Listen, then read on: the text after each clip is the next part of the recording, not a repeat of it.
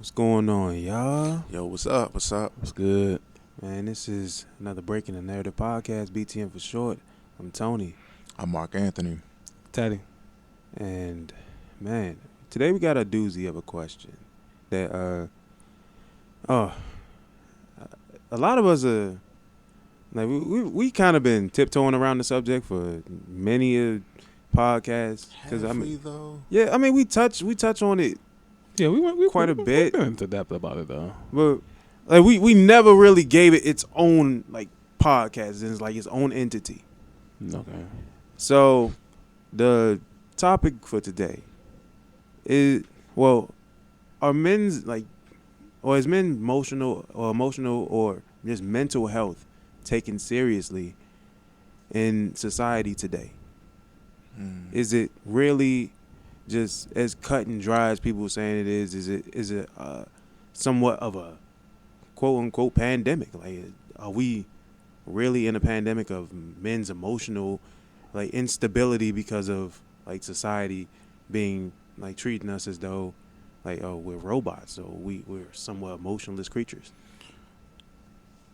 I believe that it is a lot more. Well, I don't know what it was like way back then. Like the 80s or 70s or whatever. But from the time that been here on Earth, I definitely do believe that it is valued more now. Mm-hmm. But to me, in my experiences, where I've actually started to notice that it's been mentioned outside of other males or whatever, it's because I've seen it coming from people that kind of initially talk about the people that they deal with specifically. Mm-hmm. Like, for example, you want to embrace more of men's mental health. Like, a wife wants to embrace more mental health because of her husband. Mm-hmm. So there's somebody specific that actually shows them like, hey, yeah, I care because I have a husband that I care about. There's generally a male that I have, or I have a son. So it takes for that to happen for them to really care. So it's like sometimes I kind of stand at the margin, like, do you really care because you actually genuinely care, or do you care because you have men in your life that you do not want to see these stigmas take over, type of thing? But regardless of that, though, like, because of that alone, I've seen the value grow a lot larger. And now I guess because more people are starting to talk about it, people want to take time to evaluate it more and like, see what it's about. Mm-hmm. So I like, unfortunately, it's becoming a trend to do so, which it shouldn't be, because trends can come and go, but it shouldn't have just didn't need to be a popularity contest for it to be spoken about. Because just as well as, like, we talk about the undergoings of what women will deal with, I believe men are obviously the same. We're all same as people, you know what I'm saying? Like, we all play a role. We all have something beautiful about us that needs to be cared for. Mm-hmm. But to simply just answer your question, yes, I do believe that it's happening a whole lot more than it was back then, many years ago. Okay. So what you're saying is, like, you do believe that it's actually like not taken seriously. It's being taken a little more seriously now. Okay. Now, though I believe it's being taken as seriously as we could hope for, not really. Because, like I said, if that's the case, like, it wouldn't have taken for, it wouldn't have taken for a woman to have a husband, a wife, or a brother, whatever, to see that. It's just like, it would have been to me, it would have been a process like, oh, that's a person, they go through something too, and all this other stuff, and just recognizing, everything, irregardless of being closer to somebody of the opposite sex, to realize that they have something that needs to be valued as well. Okay. That's understandable. So, Abe, how do you feel about it, bro? Kind of the same way. Like I feel like it is a spotlight on it. I think that what we're seeing from the spotlight being on it is that men, like you said earlier, they're expected to just carry themselves a certain way. You know what I mean? Mm-hmm. And now we're seeing like, and how you said like it's become a trend. It did become a trend, but it's like now you're seeing like men not scared to speak up on it. As like 10 years ago, if you was to say something about mental health, or you'd be soft. Yeah. You know what I'm saying? Or nah, because growing up, we've kind of, when you think back on it, remember when we did the emotional incest, Yeah. and we was like, we didn't even know it was a thing. Mm-hmm. But then once you find out it's a thing, like, yo, this has always been happening. It's kind of like the same thing here. It's like once other dudes start talking about, well, it's like, damn, they just want you to be a robot. You gotta do this and do that. And then you start thinking back on it. It's like, yo, ever since I've been a kid, that has been like the mechanism that they give you.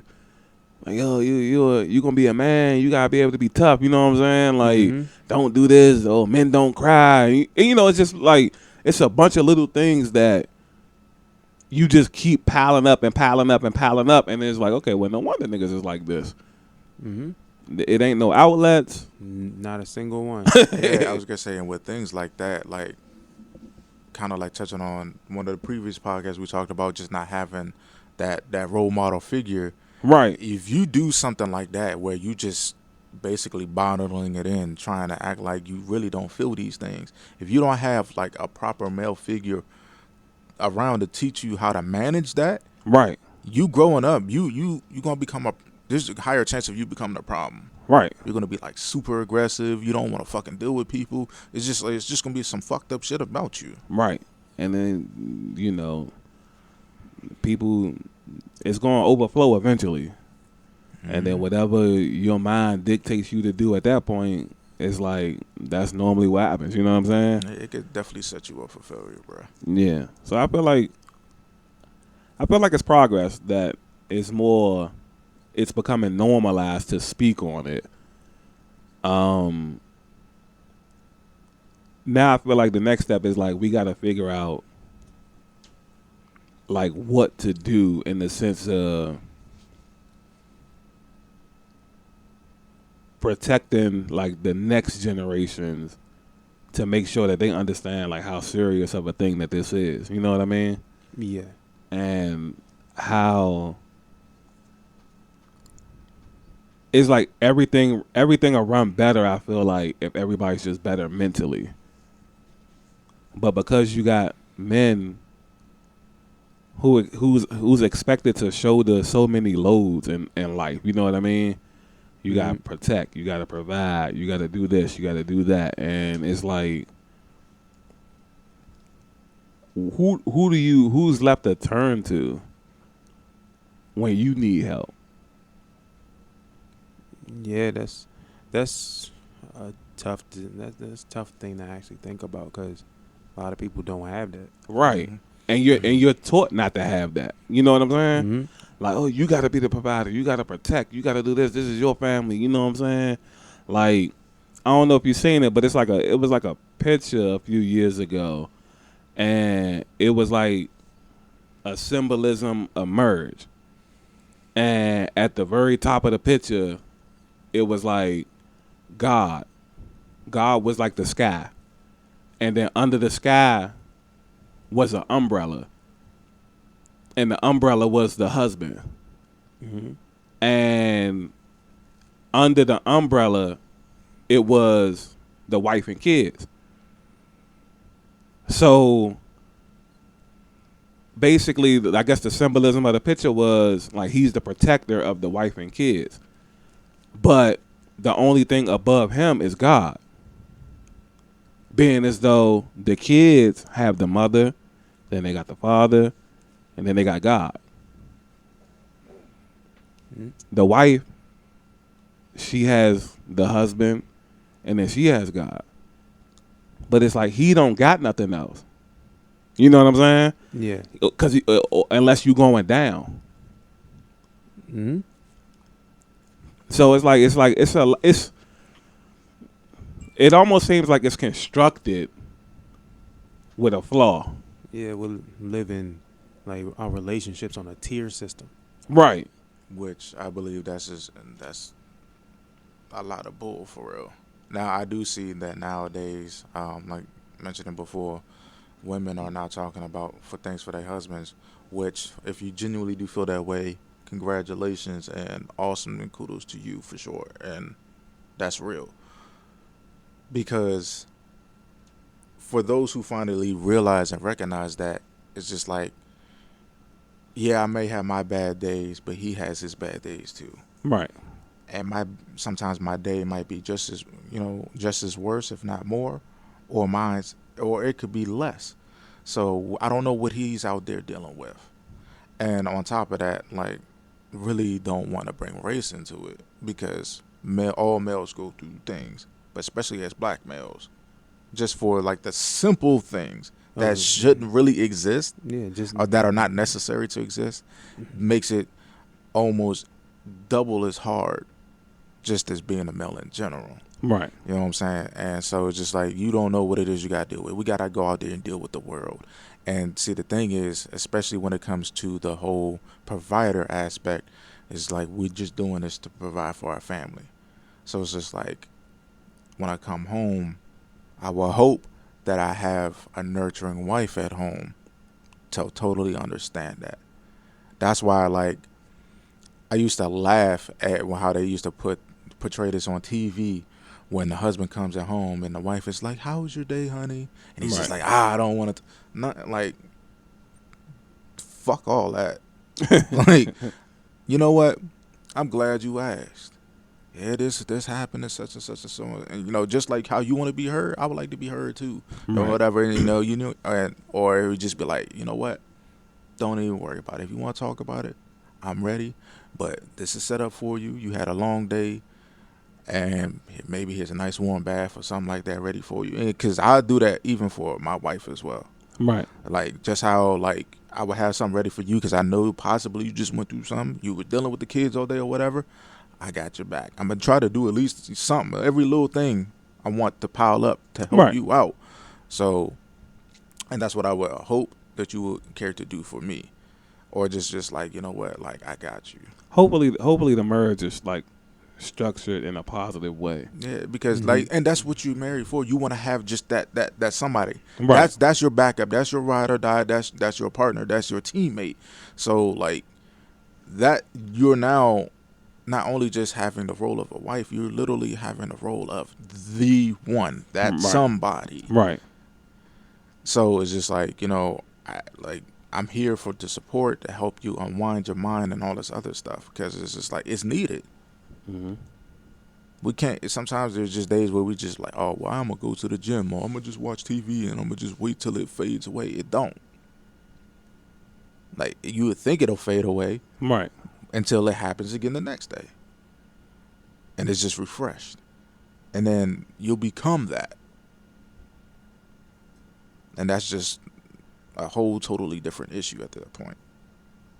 So, like, honestly, it's I think that umbrella picture, literally, if anybody's going to be the umbrella, God would have to be the umbrella. Right. You know what I'm saying? And the whole family's underneath it. So. Yeah. Yeah, that would, in an ideal world, that would be the case. However, in society as we see it today, men are they're put as that umbrella. We are the wall to protect them from everything. But the walls get cracked, the walls get chipped. But what happens once the wall crumbles and you don't know how to put it back together? Exactly. That's why you need more than, to me, I would believe you need more than one person to be an architect to build a house. Exactly. You would just have to structure your marriage like, it's a never-ending debate about the whole splitting the bills 50-50 and... Yeah, we go through that consistently. We had a whole podcast about it. Right. And it's like on social media, it's just like nonstop. You see people talk about at least once a week. You know what I'm saying? So much. And it's like, you get it. It's people out here that they don't want to split the bills 50-50. They feel like the guy should provide everything. Yeah. But what I feel like the problem is like, it's so many females adopting that mindset now. And logically, thinking logically, that's just not feasible. Mm-hmm. That just sounds like a very dumb conversation to have. I don't even understand how people are still having these conversations about splitting the bill or whatever. It's because of the older, I the get older it. generation. I get it. That started it. I get it with the courtship and all that. You know what I'm saying? And of course, there's also the balance that I think back then they used that as a gauge or meter to determine how much respect a man has for a woman.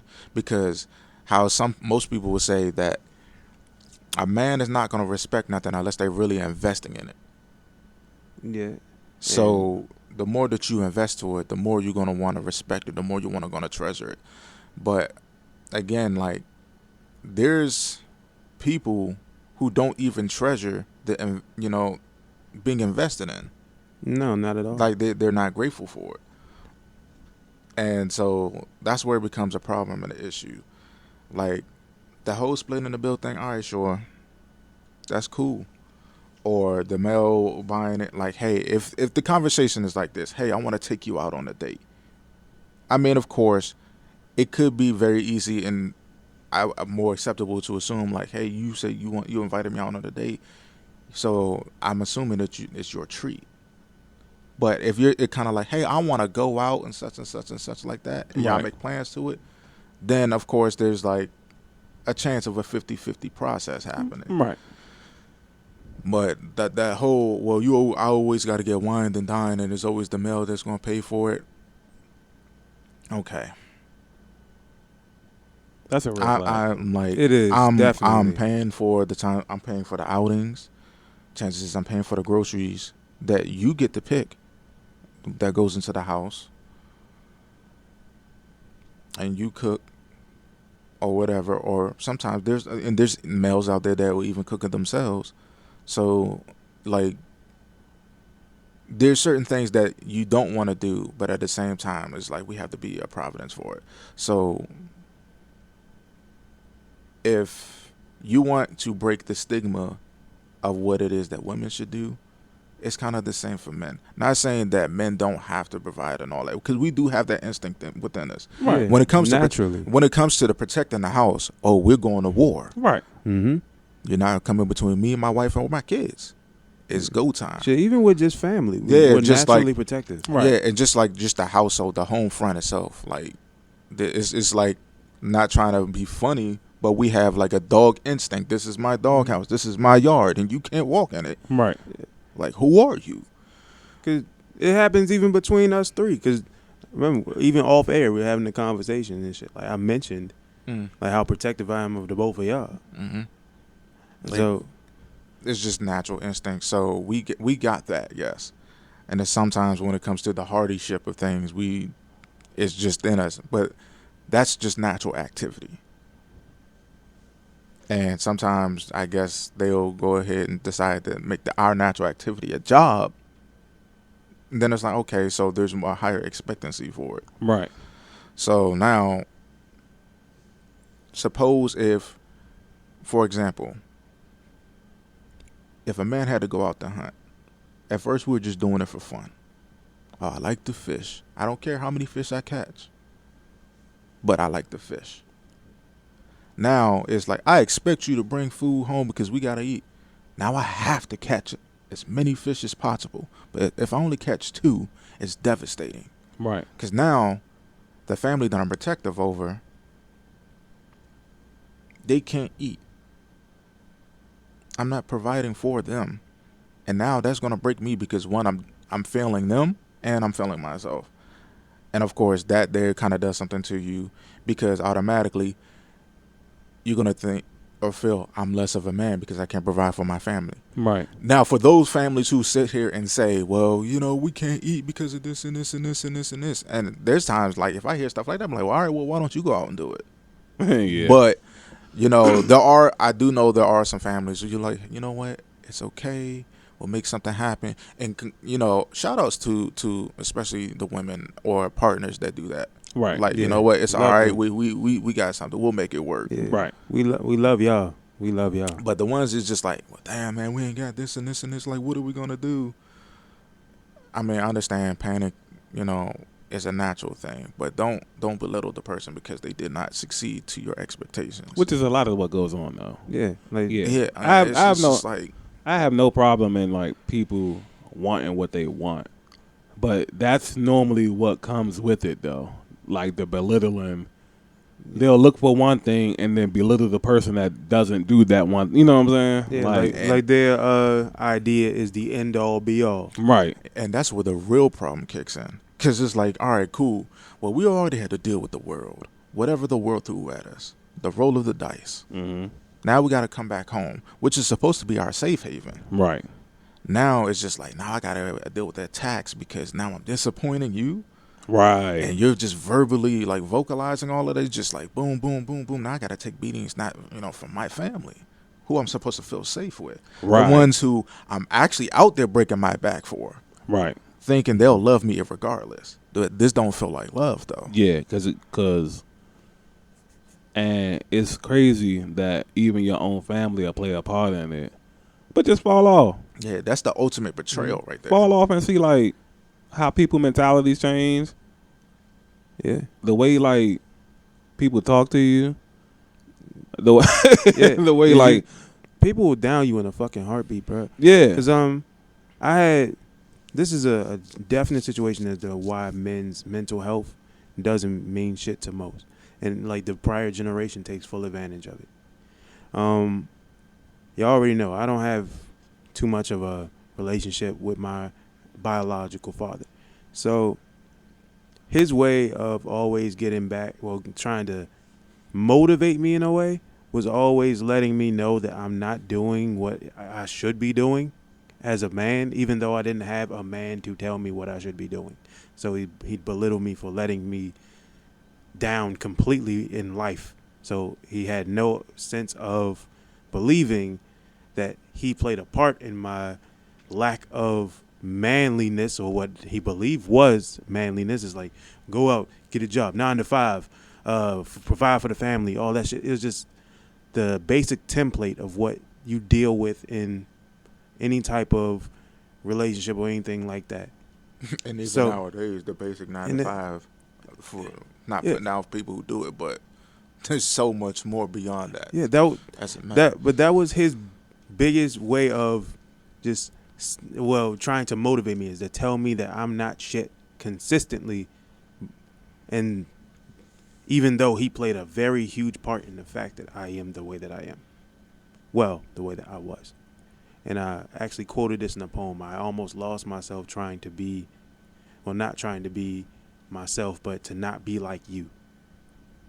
Which is a very deep portion. Like, a lot of men happen to go through shit like that because we lose sight of what we are, because we're trying not to be the person that wronged us. And a lot of people don't really look at that as like a very serious situation, but it is. Mhm. Because there are a lot of people who lost themselves just trying not to be somebody else. Mm-hmm. And I feel as though it's not, like, we don't shine much of a light on as far as like men having to deal with that, because we don't necessarily have the room to talk about shit. And I actually mentioned this like a while ago, and I realized that the Kobe death was one of the only moments in this generation's this generation's history that black men were allowed to be vulnerable and accepted of it. Like, people were literally crying on the sidelines and shit, and people were just accepting of it. But after that, you remember when the nigga Dwight Howard cried on the sidelines and niggas started calling him soft? Yeah. Where the fuck was the sympathy then? Like, 'cause I remember, like, I heard this shit mentioned from, I don't know if you saw the little shit where, I think it was Ryan Clark and They was doing a little, I think it was like a podcast or like a little interview or some shit. And the nigga Michael Beasley was on the shit. And he was, yo, I saw that shit and I was distraught. Yeah. And a lot of what he said, like, because, I watch basketball so much. Like, a lot of what he said, it was like bringing up memories. Because I remember when, like, Allen Iverson was going through his stuff. Mm-hmm. And it's like,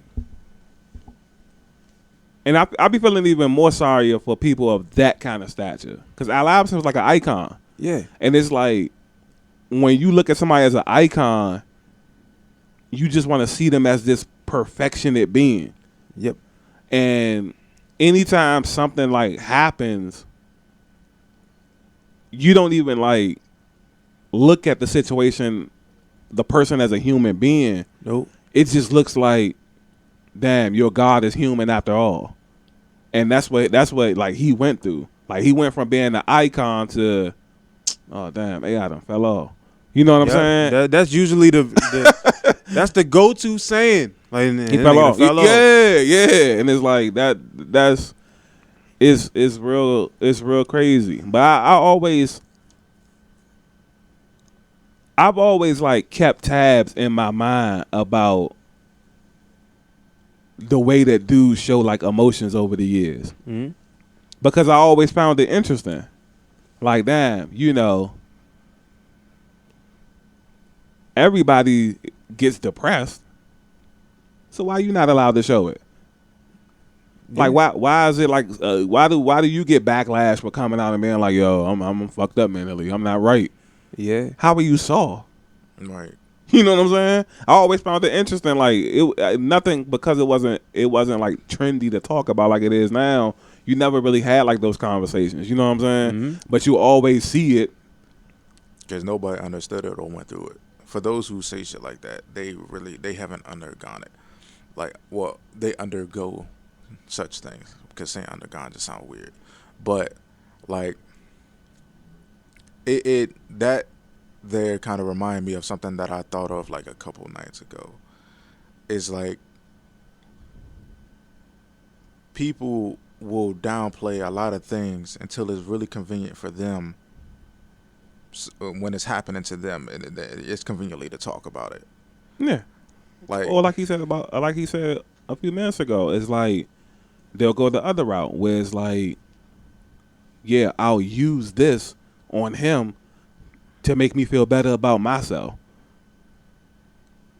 Yeah. You know what I'm saying? Yeah. Like, it happens. Yeah, like he said, especially with the older generation, because that is the whole. I never understood the whole trying to motivate you with negativity. I never understood that tactic. Maybe that's something that was passed down through the slave generations or something. But I never understood, like. I don't either, because it's like, do you not see yourself right now? Like, do you not see how you are right now? Like, do you not pay attention, like, how stressed out or distraught you could be right now? Like, do you not pay attention to your own feelings? Are you really happy?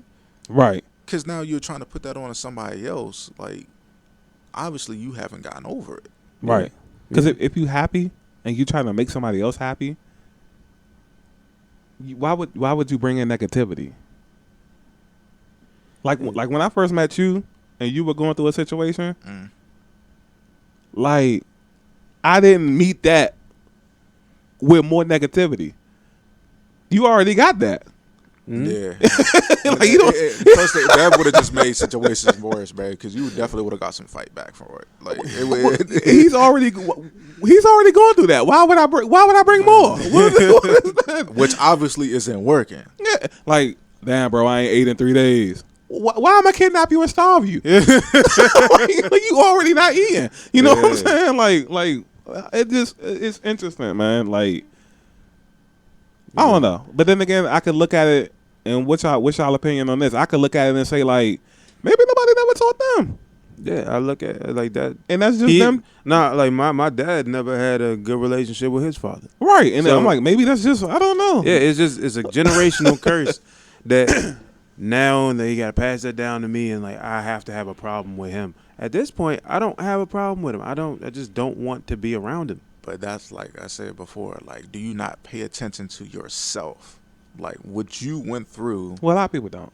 Like, do you not recognize that anymore? Like, do you not see that anymore? Does that, or like, are you so numb to it that you just like, well, Well, a lot of people just aren't. They just not. You're just not accountable. Yeah. and that's like kind of like playing into what you were saying before. You were so busy, like trying not to be who you said you didn't want to be, and you almost lost yourself in it because you're too busy focusing on that person. You're still focusing on them because that's like, yeah, I'm just looking straight forward. My tunnel vision is the person I don't want to be. So I'm gonna keep paying attention to everything that he is that I do not want to pick up on. But you're still focusing on it. That you still become that Yeah. because you're teaching yourself to only know just that. So I'm gonna give y'all an example of what I meant when I said like I almost lost myself. So in this situation, like I remember like way back when I went to my father's, like for the summer, and I'm pretty sure I'll let you know in on like the situation that happened around that time. But what happened? Well, he had mentioned to me, he was like, no woman's gonna want to come home to a man that said, "Oh, I just got off the video game," or just a fat dude that just say, "Oh, I just got off the video game," or some shit like that. Like no woman's gonna want that. I'm like, are you serious? Like, I mean, I'm at the house. I didn't go out and cheat on her. I didn't do nothing of that nature. I mean, that doesn't mean I'm not making money. Like that was his end all be all. Nobody's gonna love you if you're doing these things. And what I did was I was like, okay, so I'm gonna prove you wrong. I'm gonna just continue to play video games. I'm gonna continue to be fat. I'm just gonna continue to just be that. Because at that point, when I was at his house, he was working me out, as in like making me work out consistently, not for the fact that he wanted me to be healthy, just because he didn't like the idea of having a fat son. So the idea behind that was just like, I am going to continue to be this big because that's what you don't want. And then, like in the end, I ended up just getting somewhat bigger than I was, but at the same time, it's just like I could have been healthier. I could have been better. I just chose not to prove you wrong.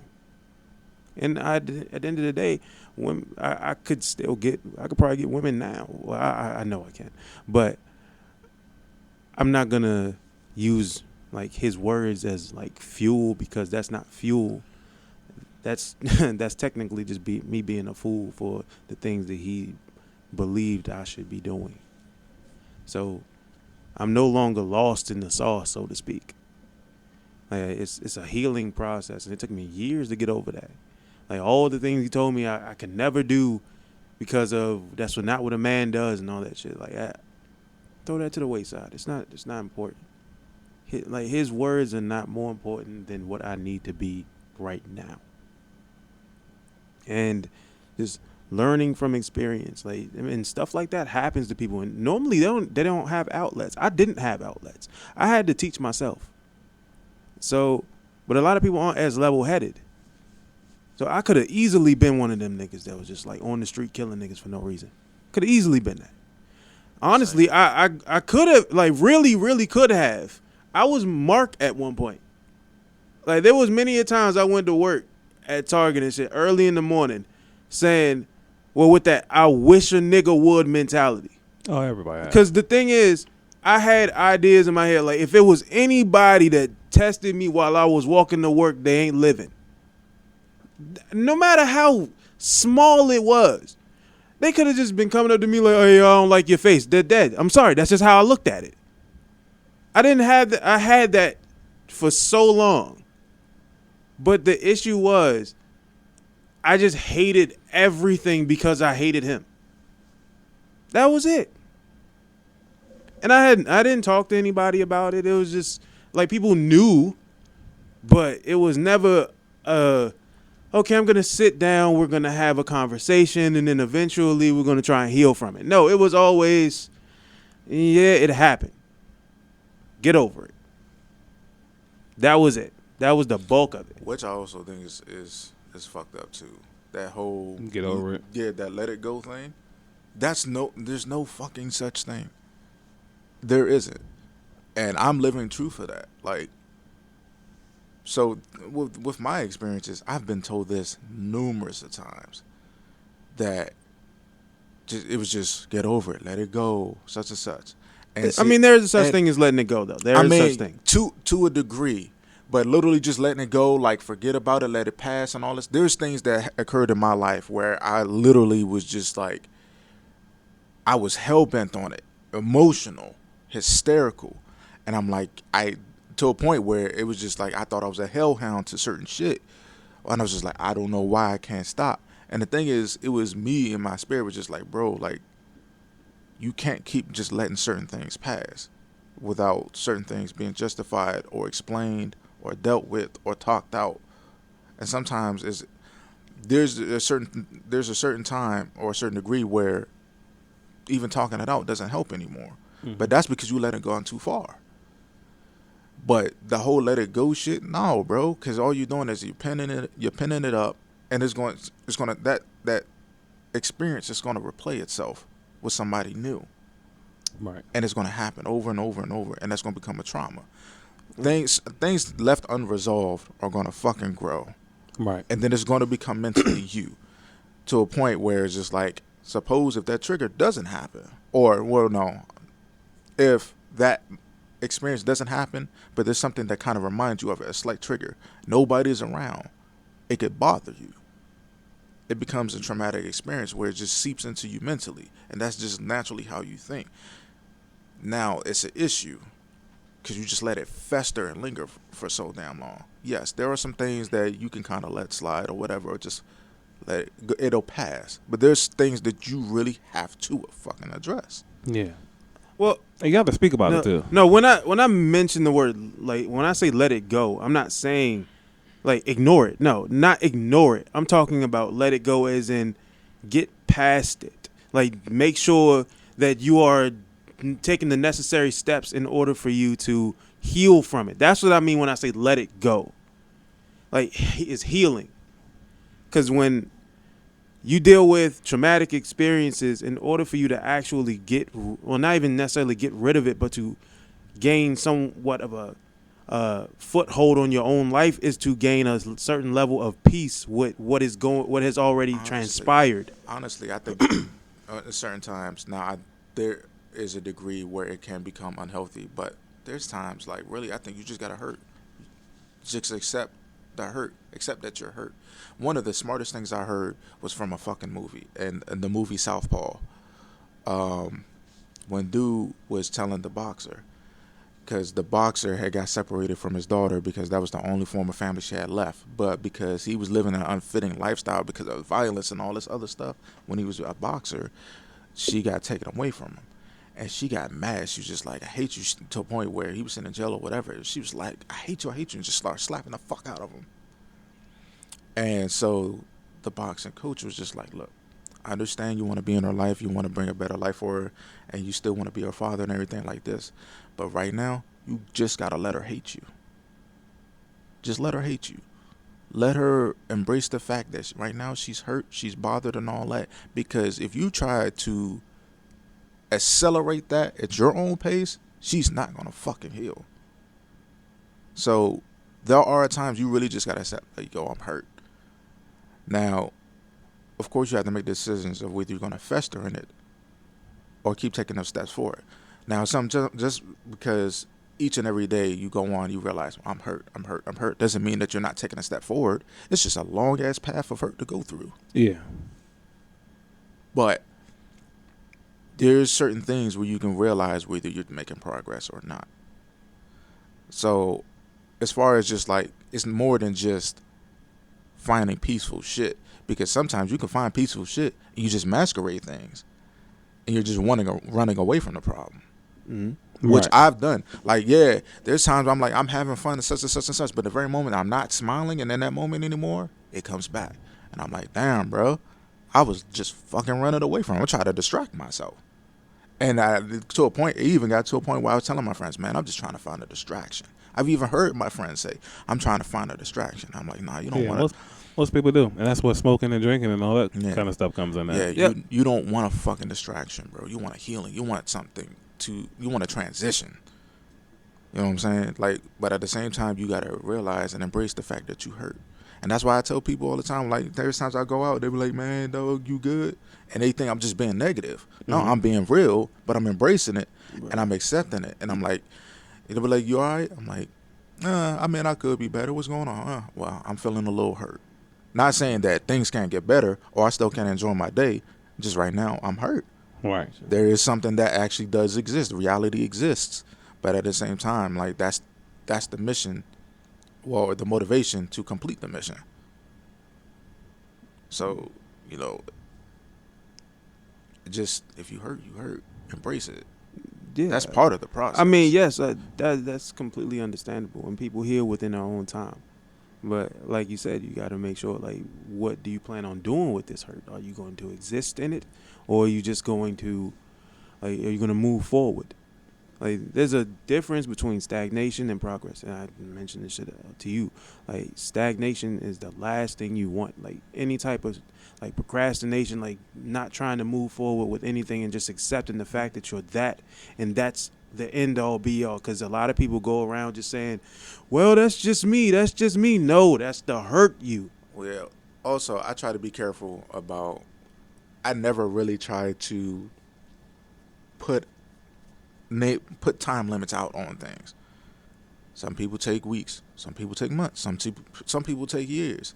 And see, the thing is, regardless of how similar the trauma may have been between you and I, or whatever the case may be, time is always going to be fucking different for everybody.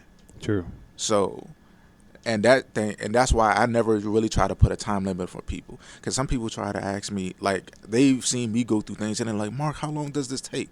And I'll be like, to be honest with you, and to keep it 100 with you, I want to be here to support you for whatever, and I will be.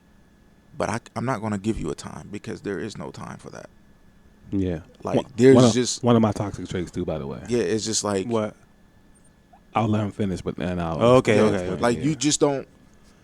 That it's almost an unrealistic goal. I mean, yeah, you can set a goal, but the realistic goal is, I want to find better coping mechanisms. That's a realistic goal. But like, oh yeah, I want to be over this within a year. That might not be true, and that's just gonna either bring more disappointment to you, or you're just gonna find yourself spiraling out of control, putting a whole bunch of stuff in your life that really is not helping you. You think it is, but it's not. Because once that stuff settles down, it's still there. Right. And you think, damn, I made all this progress. Where the fuck did this come? And it's just like a whole panicking situation for you, because you never really healed from it. Right. And the longer you take to develop a healing mechanism, the harder it's going to be the older you get. Like, when people just keep smoking and smoking and smoking and smoking, you know what I'm saying? Mm-hmm. Like, it's clouding, it's messing up the time frame. Mm-hmm. You know what I'm saying? Because if you'd have been working on that, say, like 15 years ago, now you might be a savant at it. Mm-hmm. But instead of that, you started smoking 15 years ago. Mm-hmm. So that's what you're a savant at now. Mm-hmm. So whenever something goes wrong, your first instinct is, like, I'm surrounded by tons of them. First instinct, I got smoke. Yep. Yeah, bro, we can link up, but hold on, I got smoke. Yeah, it's so many niggas. You know like, what I'm saying? The wake and bake niggas. Like, damn, could you even yawn first? Yeah. Facts. Got to do it to go to bed. Yeah. Got to do it to go to sleep. I know some friends that they've received medical cards to smoke weed. Right. So it's just like, yeah, man, I got this because of my anxiety. But you smoking right now, back to back. We chilling. What are you having anxiety about? Like, are you thinking about life right now that you're not mentioning to me? Or but why is it that you got to smoke so excessively right now at this very moment? Because we chilling, it's you probably, laughing and all that. Like, it's stress, definitely. But people don't even understand that the smoking plays a part in that. Because while it may calm you down initially, it also feeds into you having anxiety and paranoia. You know what I'm saying? Mm-hmm. And it's like, because it's the same as the medicine. I think it's a state of, like, the fact that they realize they're not in that state of mind, or where they are when they get high and shit like that, puts them in a panic. That's what happens So it's when just you're like, an addict. Yeah, like, Yeah, I mean, basically. yeah, and so that's how what I'm picking up from you saying that that's what causes an anxiety Because for it. it's just like the medicine. If something goes wrong, the doctors will give you medicine. But the medicine will have like some crazy side effects that'll fuck something else up. Mm-hmm. It's the same thing with smoking. Besides naturally healing, there's nothing you can do to solve a problem as to where it's not going to cause something else to go wrong. Yeah. You know what I'm saying? Because shit, the amount of money niggas spend on weed, they could have spent on therapy. Yeah. And That too, that's a whole nother conversation, bro. yeah, we can get into that too, because I feel like that's starting to be more accepting to talk about. And I've been I just the fact that people just in there saying that they need money for something, and then I find out that they got weed, bro. I'm like, and so then you can need even gas find, you need to eat, but you got weed. You can even find therapists like for free out here. Yeah. I done seen plenty of like YouTube videos. Yo, I'm a licensed therapist.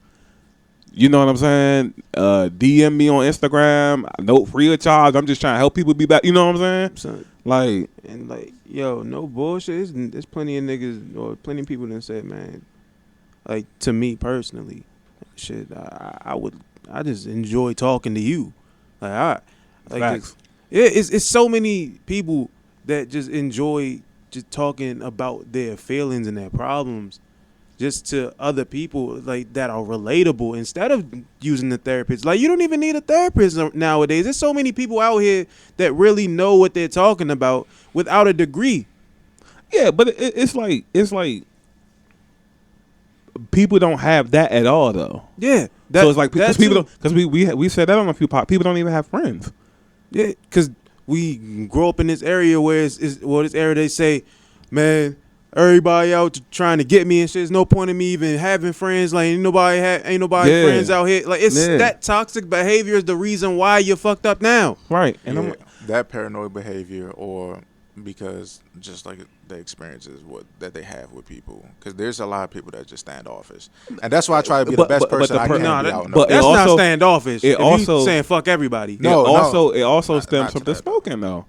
Because the smoking feeds into the paranoia, like that. Like, well, the whole smoking thing, but just like beyond smoking, like just having a very toxic behavior in general, and then they don't have no form of outlet, like they don't have friends or anything like that. Right. But so there's obviously several reasons why a person cannot have friends, because the behavior that you have that you induced on yourself. We did a whole podcast on it. Or we did a whole. Yeah, that I wasn't even here for. Yeah, we did a whole hour and 45-minute podcast about it. Now there is a mental trauma from the experiences that you had, so sometimes you'd be like, "Well, is there any point in trying anymore?"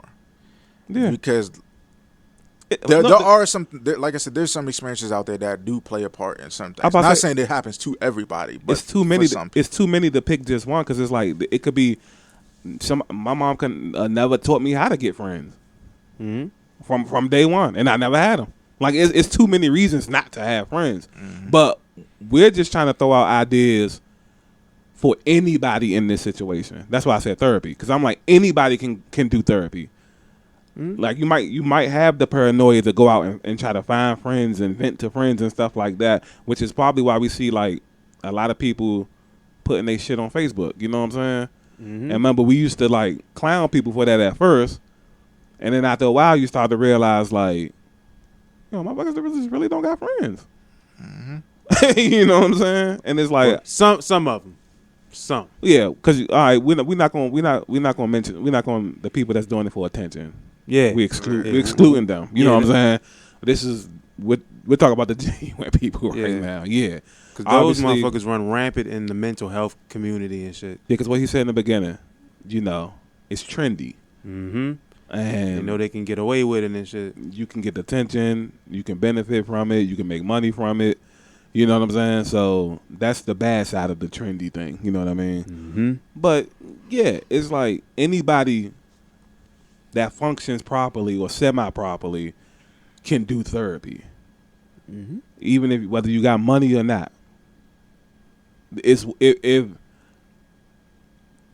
all three of us sitting here right now, there's been plenty of things that we wanted and we didn't have money, but we found a way to make it work and get it, right? Mm-hmm. Same thing can go to that. If you really want to do it, You'll find a way. Yeah.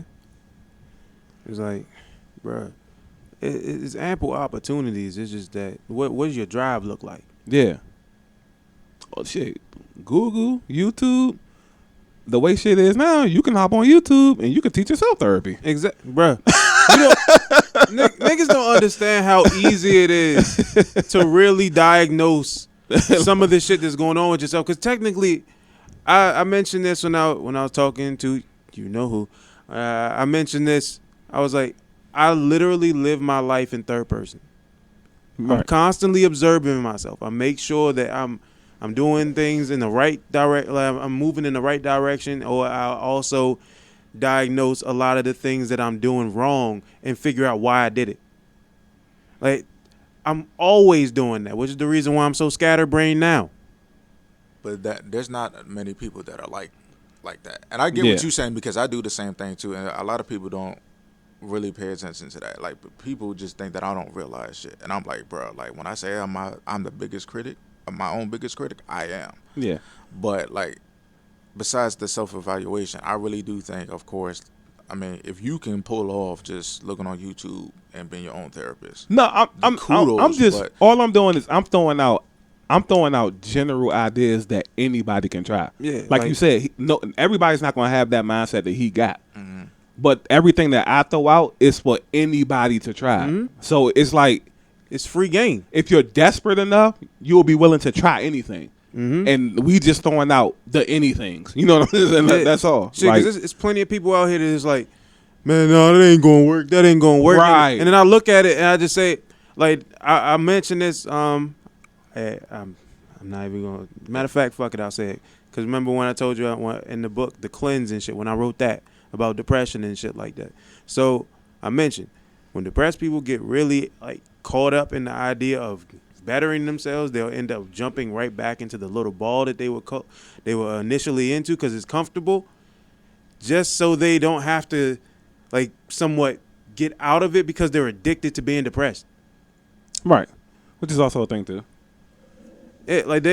Mentally they're addicted to being depressed, so they'll like if they ever find any sense of of healing, they immediately retract all opportunity of every single option that's given to them. They'll be like, nah, that can't work, that can't work, that can't work, that can't work. Yeah, you don't want it to work. Exactly. Yeah. And they're further convincing themselves that they're never going to be better and this is where they should be. And then in turn, that's what happens. Mm-hmm. And it was like I think you said it earlier. It was like you basically create a ceiling for yourself. Mm-hmm.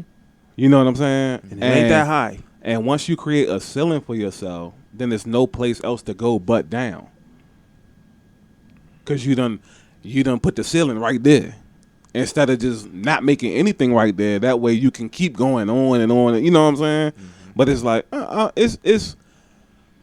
it's so many different lanes to go. But if you're desperate enough, you'll be willing to try something. Something's going to catch your attention. Yeah. All the suggestions we throw out, something's going to appease to your ears. Something's going to be like, you know what? That sound kind of cool right there. Yeah. And shit, just jump back into it whenever you feel you need to jump into it. It's not that hard. Like, all you got to do is just realize that the healing's a process. Yeah. Like, a lot of people who go through like addiction therapy and shit like that, they're not always going to be 100% on it. Like, they're probably going to feel upset about having to go and try and do therapy, or at least trying to get themselves off of the substance they're addicted to and shit. They're going to feel embarrassed because they don't that's not how they view themselves. Right. Nobody wants to feel as though like they're lesser or somebody's trying to throw a pity party for them and shit. They don't want that. Yeah. And or the opposite, the opposite lesser, like belittling. Yeah. You know what I'm saying? And yeah. It's so much. But I mean, we all gotta come to that realization that you can get past anything if you're determined enough to do so. Right. And not be scared to like get help. Yeah. whether it come from your friends or anything. Because I feel like pride plays a lot into it too. Which because it's not technically it's not your fault because it's what you've been taught. Yeah, that blind pride and shit like that. That you ain't a man. That's not what men do. So, You know what I'm saying? nigga, that shit is almost stuck in your head at a certain point because at one point it's just like it's your natural instinct, but now you feel as though that's everything you are and you can't be nothing else. Right. So everything else that you do that contradicts that, it automatically doesn't even register as manly at all. Me being a writer, I used to write poems all the time. Right. Niggas will look down at me like, boy, stop that soft ass shit. Or they'll make fun of me like, oh, this little lovey-dovey ass nigga. It's like, bruh, Right. You can't really win for losing because you can't be anything other than what you were supposedly born to be. Right. Because me growing up as a writer or even wanting to be one or just wanting to do anything outside of physical activity, it was frowned upon. You were supposed to be the strongest nigga in the yard. You was also supposed to be like the upper echelon of tough. If you're anywhere lower than that, you are not a man. Or you are not going to be one, or let alone you probably a bitch. Right. That's how they're gonna look at you. Right. So how the hell do you focus as a teenager or even as a young child? How do you even focus with that level of pressure on you? That's where I believe, like when he said that we gotta teach the next generation to not fall into the same trap. That is like one of the key parts to fixing this. It's like, because it's like, obviously it's things we can do to fix ourselves, but we already got our mechanisms. You know what I'm saying? And it's like, we know we can multitask with it, and we know we can like focus on multiple things at one time. So it's just best to go ahead and shape them now. So while they're growing, they could be spreading out to the other kids. You know what I mean? Mm-hmm. Because it's like growing up around here, everybody was a tough guy. Yep. Everybody. Or they had to say that they were in order for them not to get fucked with. And I wasn't a tough guy. I wanted to come outside and be with the girls. Mm-hmm. Yeah, we played football, we played basketball, but at the end of the day, I wanted to be with the honeys. You know what I'm saying? Like while everybody was like, "Oh, we about to shoot dice, or we about to go up the street, or such and such neighborhood up at the carnival, we about to go fight." I'm at the carnival with the girl. You know what I'm saying? Like, so I didn't want to be a gangbanger. Like I said in the other podcast, like I seen all the lanes where that was traveling to. I didn't want that. Mm-hmm. I'm like, damn, all the niggas that be lovey-dovey with the girls, they seem to be living pretty smooth. You know what I'm saying? I mean, obviously that ain't work out either. But at that time, it seemed like it. You know what I'm saying? They was smiling more. You're right. So it's like, it's just, oh man, it's so much that goes into it. It is. Oh, and speaking of, what was that toxic trait you were talking about, man? My man never even mentioned the shit. Yeah. So when he was talking about, it's like when you deal with certain things over and over, everybody got like a different timetable. Mm-hmm. I just got this thing, especially nowadays, because it's like super off the charts. I just have a thing where it's like, I get that you're going through something, but if I deem it kind of threatening to like my peace, then I'll just like cut the person off no matter who it is, how close they are, how long we known each other. Like, I'll fall off with you in the drop of a dime. And it'll be like, damn, I ain't heard from him in like 3-4 months. You know what I'm saying? Yeah. I have a toxic trait that's somewhat similar to that.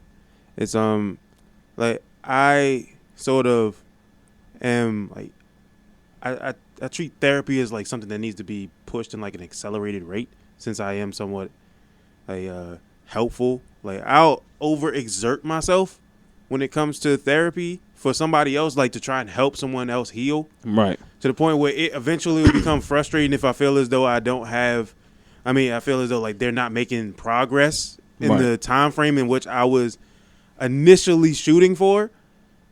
So that I had to get over. Right. It took some time, but I still have some remnants of it. As you can see, with my interaction with Mark, like it happens. Right. But that's where it stems from. It's just like I've been there before, so it's just like I never had that when I was going through it. So now you have that, so maybe yours will be a little bit faster than mine. Yeah. Like your healing process should accelerate a little bit further now that you have somebody close enough to you and damn near in your face almost all the time about it.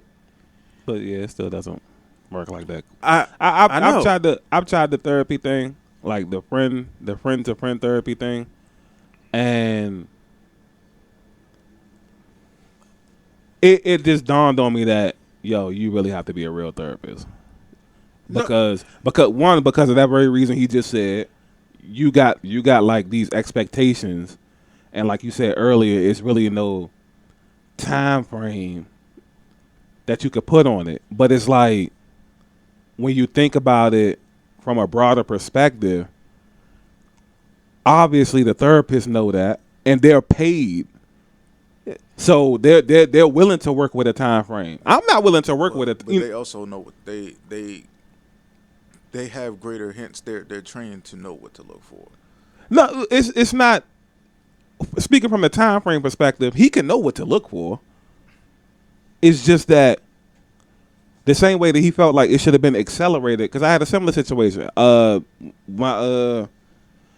was doing it. This was like around the end of last summer, and my fake best friend Jasmine or Matches, she was like going through a lot of stuff, and she used to like want to call me like once a week as a therapy session to vent to me. You know what I'm saying?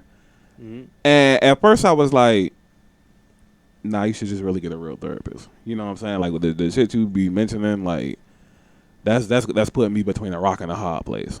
Like I'm not a miracle worker. He's not a miracle. You know what I'm saying? And she was like, it ain't gotta be like real therapy. I just want you to hear what I gotta say. You always be giving good advice. I see you give good advice to other people. I just want to be a part of it. And so I was like, all right, we can give this a try. You know what I'm saying? I would have been like, sure, but still get yourself a therapist. And which she did though. She did, like, credit to her, she did get a real therapist. And so I was like, okay, well, she's a listener, so I thought. And then it's like you see the progress being made, and then it's like, all right, cool, this is cool, we can do this. You know what I'm saying? And progress is being made, and then like I said earlier with my situation, you might have a relapse, no problem. Yeah, might have another relapse here and there, no problem. Then she made a conscious decision, keyword conscious. She made a conscious decision that, you know what? I proved to myself that I can get myself out of this if I need to. So I'm going to go back to being this way. And that's when I was like, okay, now I just feel like I wasted all that time. Yep. So not only will I can't get that time back, I don't even know if we can really be like fake best friends no more. Because obviously you didn't value my time. And that's destructive. That's risky as hell. Yeah. It is. And that's why I said, like, I would just prefer people go to a real therapist. Yeah. Because at the end of the day, if you do that with a real therapist, at least he's walking away paid. I walked away. I lost a friend, basically, because we never, I knew we never was going to recover from that because I took it personal. Yeah, you felt unappreciated. Yeah, you could. Yeah, that's something that's justified in taking personal. That's justified, right? And I'm like, you didn't value me for real.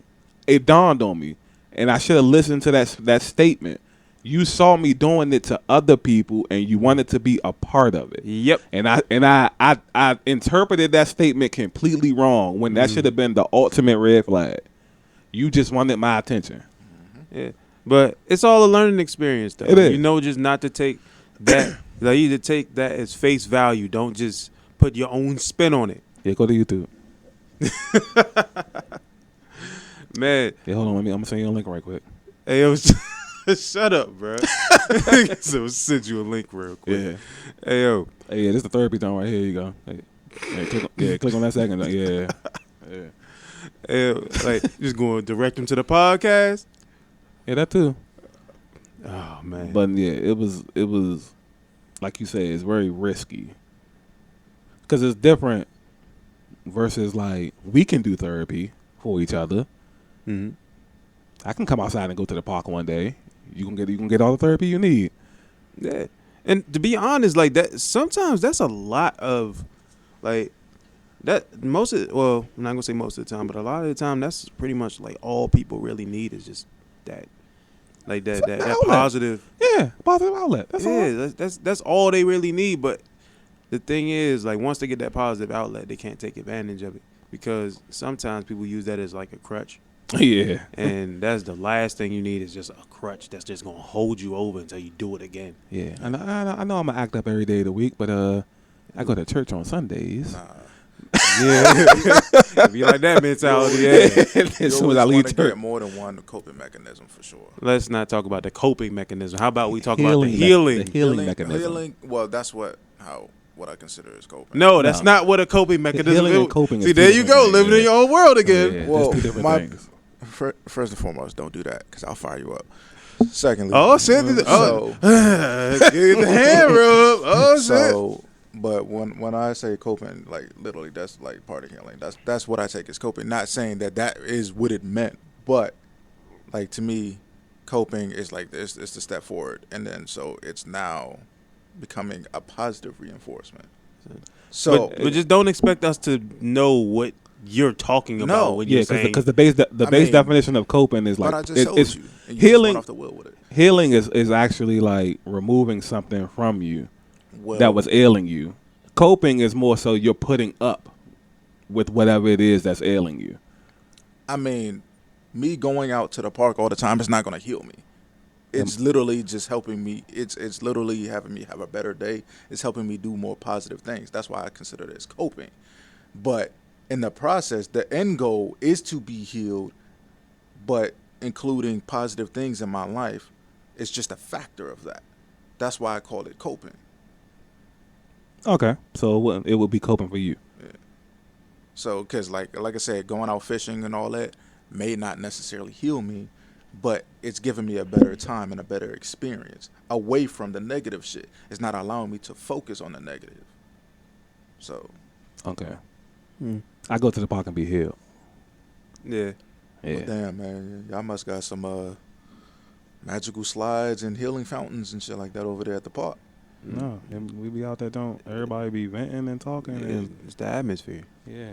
Shit, even when we over, just like in my little square and shit. Yeah, his square, where he lives at is actually quite active during the good weather days. So Yeah. one day you come around here and you stick around late, you'll see. Yeah. But yeah, it's shit, it'd be quite a few of us just sitting out there just talking. Just having our little conversations and shit. And people be needing shit like that for real. yeah, because you realize damn, all right, he telling the same story. I just went through that last week, so I'm not crazy. Yeah. You know what I'm saying? And then, like that's what niggas be needing. Yeah, and you realize like a lot of these niggas hurt for real. It's just like they just need that outlet. Yeah, everybody's hurt. Yeah. Cause they be like, damn, I ain't seen such and such in a couple of months, and then, like I said, you could tell by a nigga's mannerisms. A nigga might say he alright. Mm-hmm. I'll tell Mike I'm alright, but he know if I sit down on his front and take that deep breath. Yeah. I'm tired. You know what I'm saying? And then it's just like, yeah, like everybody got like something where you could just tell like, all right, something might be kind of off. Yeah, bro. It's like, yeah, my tell used to be I just wouldn't say shit. Yeah, that was my biggest tell. Like I just shut off and just wouldn't talk to people. Yeah. So, it's also what I forgot to mention earlier. Mm-hmm. So, how do you feel about people actually making like men in their mental health into like comical shit and like memes or any type of like funny event. Like, how do you feel about that? I mean, I guess it's not good. Now, obviously, in the black community, one thing that black people are prone to do is make jokes. Yeah, obviously. No matter how serious the situation is. I mean, just 2 weeks ago, we were on the brink of World War III. Mm-hmm. And the wildest shit I thought about, like a fucking skit about that. And the jokes were just running like rampant. Nigga, I had an idea. It was like, I come in here all beat up and fucked up and shit. And then you like, damn, son, where you just come from? Like, nah, I just fell down some steps. And then the caption be like, just came back from Russia. Oh, yeah. So, yeah, like, Yeah. we had the jokes. Right. I feel like, and it's funny you say that because it's like Kanye West and D.L. Hughley, Yeah. they having like this crazy back and forth. And now D.L. Hughley, he tried to approach it the regular way at first, but now he's like cracking jokes on his mental health. You know what I'm saying? And I feel like, obviously Kanye West did say some things that was below the belt, above, like, I feel like off the charts. You get to talk about people like significant others and family members and stuff like that. And I kind of feel like you welcome somebody to make fun of your jokes. But I feel like that's just something I wouldn't do. I would find other ways to rag on them. You know, I don't feel like if you bipolar or something like that, and I don't know what his official thing is, but I know he needs to take medicine that he doesn't take or something like that. I honestly don't trust a lot of the medicine, so it's like I don't really look at it as like a bad thing. I just think he just needs more outlets. It's just something like I mean he probably has outlets though. I mean he's a billionaire. Like just because you got the money don't mean you have like, the positive shit. I was gonna say it doesn't mean that it triggers something that he actually needs to realize. But he has the money to have the freedom. Mm-hmm. So he got the freedom though. He has the freedom, but at the same time he doesn't have the mindset. Shit, money could be his own damn trap.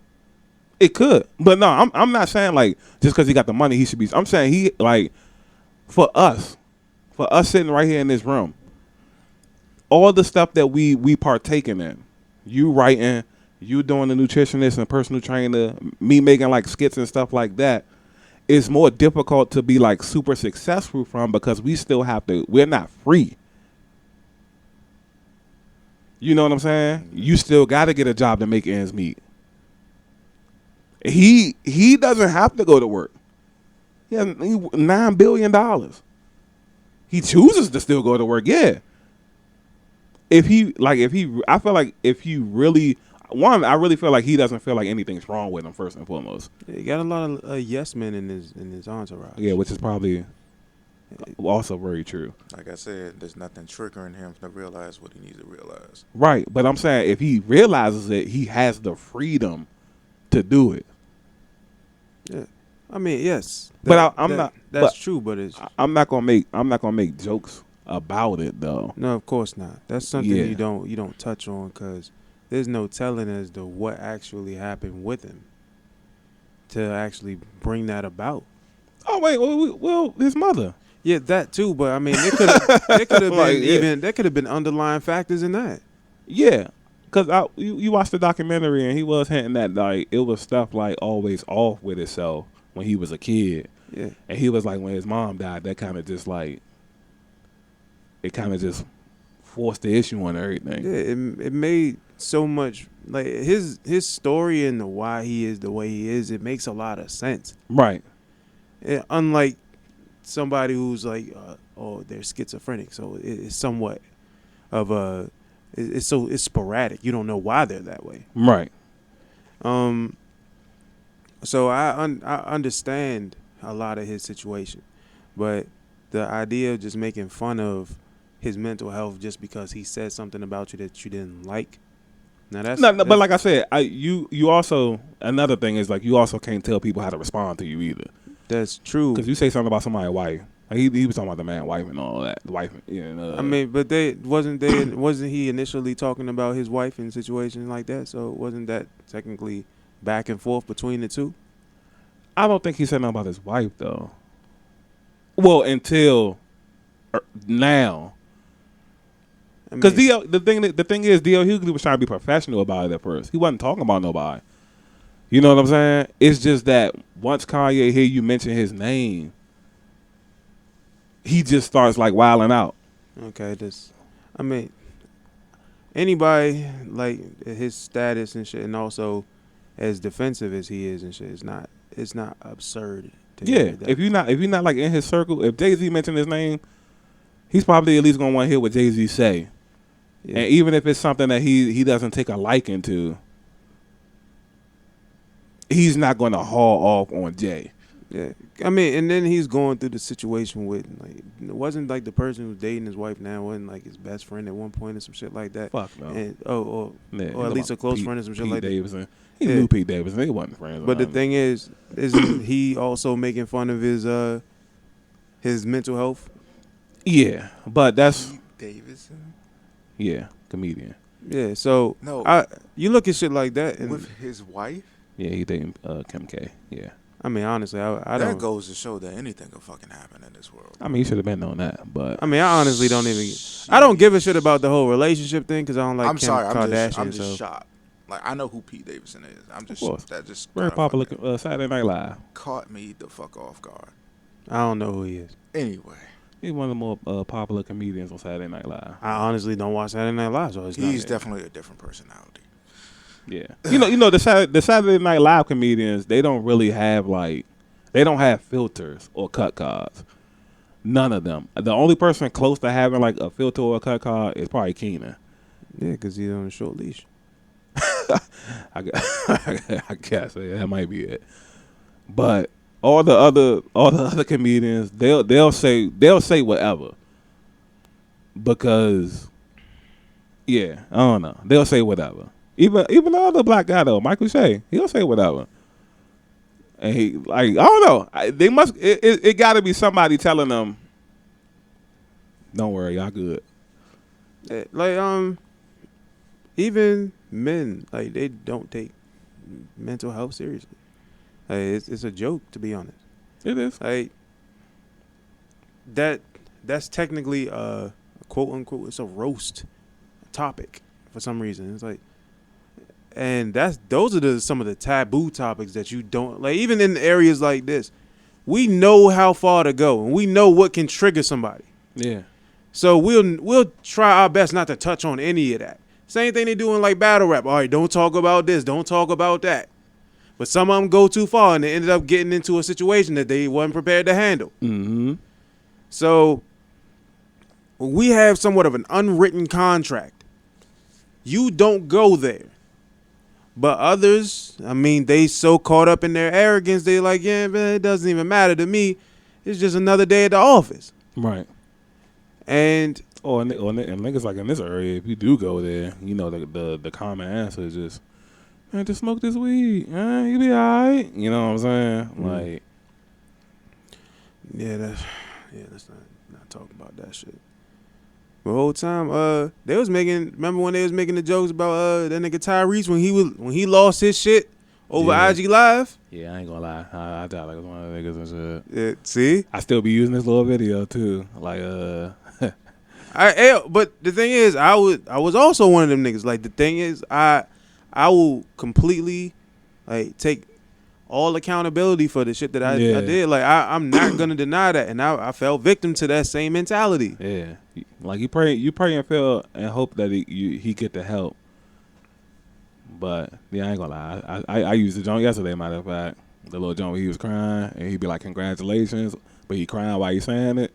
What female did you use that shit for? I was on a little Rihanna post and shit. Oh shit! Like, Rihanna growing, baby bump growing nice and healthy. I put a little congratulations. Like you be saying congratulations, but you really be bad and shit. Yeah.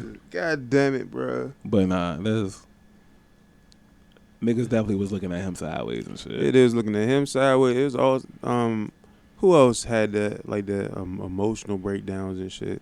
It was quite a few niggas and shit that it's happened to in the spotlight, and niggas just shrugged that shit off. It was like, man, what the fuck is wrong with this nigga, bruh? Mm-hmm. Like, and they'll say that in a way that's disrespectful instead of saying, damn, I wonder what he's going through. Yeah, I know he's not black, but we, if we just speaking on males, I know a few years ago when LeBron was back in Cleveland, Kevin Love had went through a situation where he had like big mental health issues, and he started missing like a bunch of games or whatever, and because you know how you'll be watching like ESPN or something, and it'll go across the bottom like such and such not playing, and it'll have in parentheses why he not playing. Like it wasn't saying like mental health or nothing like that. It just was saying he wasn't playing.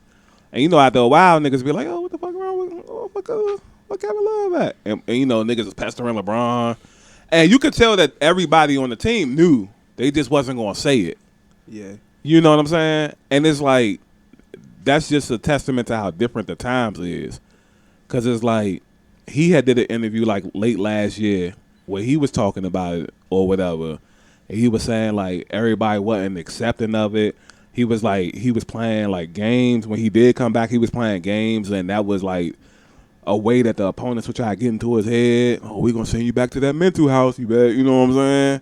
And it was just like, yeah, it's just like, it was like, wow. Did the same thing happen to Karl Anthony Towns at one point? Like this, when Jimmy Butler was in with the Timberwolves and shit. Remember when they had that still shot and they had that shit plastered everywhere where it looked like he was crying when he was on the court and shit when he was about to go up for a shot, and they kept calling him soft. Yeah, and then come to find out, Jimmy Butler fucked this girl and shit, which is wild as fuck, bro. Yeah. And, you forced to go out and play with a nigga. Yeah. You know what I'm saying? He playing with you. Yeah, like you on a team. You still got to go out and perform. You getting paid to perform and shit like that. I mean, at least the Timberwolves did do Cat a solid and traded Jimmy Butler. You know what I'm saying? But they even force a nigga to still, like, you find some shit like, imagine when your teammate sleep with your wife. And you still forced to go out and play with this nigga. Yeah. And y'all better be on the same page, too, because y'all know we try to make, you know what I'm saying? Even though them niggas, it's the fucking Timberwolves, bro. Yeah. But that was, they went to the playoffs that year. They was somewhat nice, but yeah, I mean, first still round. the Timberwolves. Yeah, first round exit, but still you never know, like,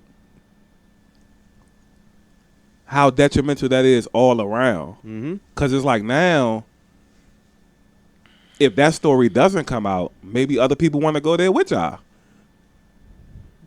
Yeah. Now you can be more than nice. You know what I'm saying? Now it's like, I'm not going to no team. If he over there fucking niggas bitches, why what am I go there for? Ain't enough money in the world. Like, what? The main nigga fucking niggas bitches and y'all trying to sign me? Hell nah. Nah. Yeah, bro. Like, no, then you gonna have the nigga damn near about to kill himself, cause like you said, he on a court crying. Yeah. Same thing was like, he gonna kill himself or he gonna kill the nigga he with? Yeah. Like, what? Yeah, like DeMar DeRozan actually came out and was like, yeah, he dealt with depression and all that shit like that, and they kind of like swept that under the rug, to be honest. And Toronto traded him too. Yeah. I mean, it was Kawhi, but still, they swept that under the rug, something serious. Yeah. Because after that initial announcement, you didn't hear shit from it for real. Yeah, that's how I think. I think what the NBA does is the NBA, they catch wind of certain stuff, and if they don't know how to deal with it, they'll sweep it under the rug until they figure out a solution. Because now they done brought it back to the forefront. Now it's the forefront because they done figured out a solution. You know what I'm saying? Yeah. Like the NFL, if it happens in the NFL will let you feel your way through it. Bruh, let's not talk about that shit. Like, it's tons of niggas in the NFL going through that shit, and they just like, nah, we need you to perform. Yeah, but they'll let you like, now they providing like therapy for you. That's why I feel like the NBA. I feel like the NBA. I mean, they provide therapy, but at the same time, nigga, with all the CTE cases and shit, therapy ain't gonna work after a while. But it's better than nothing, though. It is. Like it's no point because like that could be anybody's mindset if they feel like therapy not gonna work after a while. I just see that shit as like, bro, like you providing the therapy, but nigga, you the trauma, and I gotta exist in the trauma. I mean, you don't have to though. At a certain point, like, I forgot what we was arguing about a long time ago. I think it was a Steve Urkel nigga. Oh yeah, I remember that. And I was like, if you really fucked up, quit. You don't gotta play in the NFL. You know what I'm saying? Like we now, as nice as you might be, we can go get somebody else now. Yeah, I mean that will work in like a perfect world. However, no, it'll work from the team's world, not a perfect world. It'll work from the team's world. I'm talking about in the sense of the player, not the team. Oh, because it's plenty of players walking away at 25, 26. Yeah, because their mindset is somewhat different. They're right. Not everybody has the same thought process though. Like some of them niggas, that's all they know. That's it. It would depend because, like I said about Kanye earlier, it has to change because you got freedom. Yeah. Once you got millions, you have freedom. Yeah, but a lot of people. I don't even think there is a thought process with that much money. I mean, no, because I understand where you're coming from, but at the same time, you got to look at it from their perspective. Not every last one of them has that same mindset to say, shit, I got the freedom to go out and do this. You know what I should do? I should get this therapy, and after that, I can lead the NFL, and I ain't got to worry about it. But you know why they don't lead the NFL? You know why they don't leave? Because the million is not going to be there no more. Nobody on earth loves football that much. And they also lack proper guidance. That too. You don't need guidance. Niggas quit shit every day. This ain't this. If you in the NFL, I guarantee that's not gonna be the first job you ever quit in life. Hey, game. You done played games before. You ever quit a video game before? I get it. I know what you're talking about, but we're talking about something that's on a grander scale. It doesn't matter what the more money you have, the scale not gonna matter. If I feel like I'm wrong mentally, I can leave the NFL. You don't. Yeah, that's come from a person. You say I can do that. Right, but they can't always do that. They don't feel that way. Because they don't want to leave the money. Because that's what they were taught. They was like, this is what you need to survive. Get the money, get help later. That's a problem. Then, like we said earlier, you got to be desperate enough to want to do something now, or it's going to go for nothing. And they haven't made that decision yet. No, yeah, because the money. It's us sitting here without the millions is way different. Plus, people that got the millions. Like I said, it's like three linemen just retired like last week. Yeah, it's too tough mentally. You know what I'm saying? Like, no, it's possible. It ain't like it's unheard of. No, it's not unheard of. Other people can see them doing it and be like, you know what? Calvin Johnson did it. Bro, Calvin Johnson was on his last leg with no, he wasn't. With Detroit. No, he was in his prime. Nigga, do you understand how Calvin Johnson went to the Hall of Fame last summer and he still looked like he could play football. He can. Right. But the problem is like his body was deteriorating Calvin Johnson was healthy. He was fucked up mentally. Also, he was fucked up mentally and physically. No, he was healthy. Calvin Johnson was healthy. Calvin Johnson he was healthy, bro. I promise he was. We watched football 20. Calvin Johnson was healthy. He even in his speech, like, bro, playing for the Lions, that's a daunting task. It is because they have a very piss poor way of treating it, of showing appreciation to their players. That's right. That's how Barry Sanders. Barry Sanders was the same mentally. Way. It takes away a lot. Right, that's what I'm saying. Barry Sanders, he was on like 9 years in. Easily. It beats you down. Yes, it does. Right. But it took them 8-9 years though. It took him that. Long. That's on the Lions. That's not on him. Like the same thing we was talking about earlier with Dame off air with Damian Lillard. Like that's the blind loyalty. Nah, Barry, we got you, bro. We gonna bring in a quarterback and who? Joey Harrington. Who the fuck is this? You know what I'm saying? Let's not talk about him. Nah, Burry, just hang in there, Burry, hang in there, Burry. We gonna, hey, we got to situate this money this year, but hey, next off season we got you, Burry. You know what I'm saying? And after a while, you just like, yo, these niggas ain't gonna do nothing, man. I'm gone. Cause just think, if it wasn't mentally, Burry just would have went somewhere else. They said when Calvin Johnson retired, they said Bill Belichick called Calvin Johnson 23 times. That's not surprising. No, it is. From Bill Belichick, it is surprising. No, it's not. It is because he's like, bro, he's not the type of person to do that. Nigga, his he let caliber, Tom lead. His caliber of, like, bro, Calvin Johnson's caliber of wide receiver is unheard of. Bro, but that's something Bill wasn't doing, though. Bill let Tom Brady walk out the door. The niggas wasn't always like... He let Tom walk, bro. He called bro.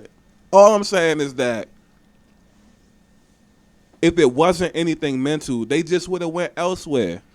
Calvin Johnson could have. Now Calvin Johnson went to the Patriots. They probably win the Super Bowls now still. I mean, well, I ain't gonna. They won one like 3 years ago. My bad, 3 years ago. So it ain't like they stopped. But you get what I'm saying. Yeah, it's mental. It was mental.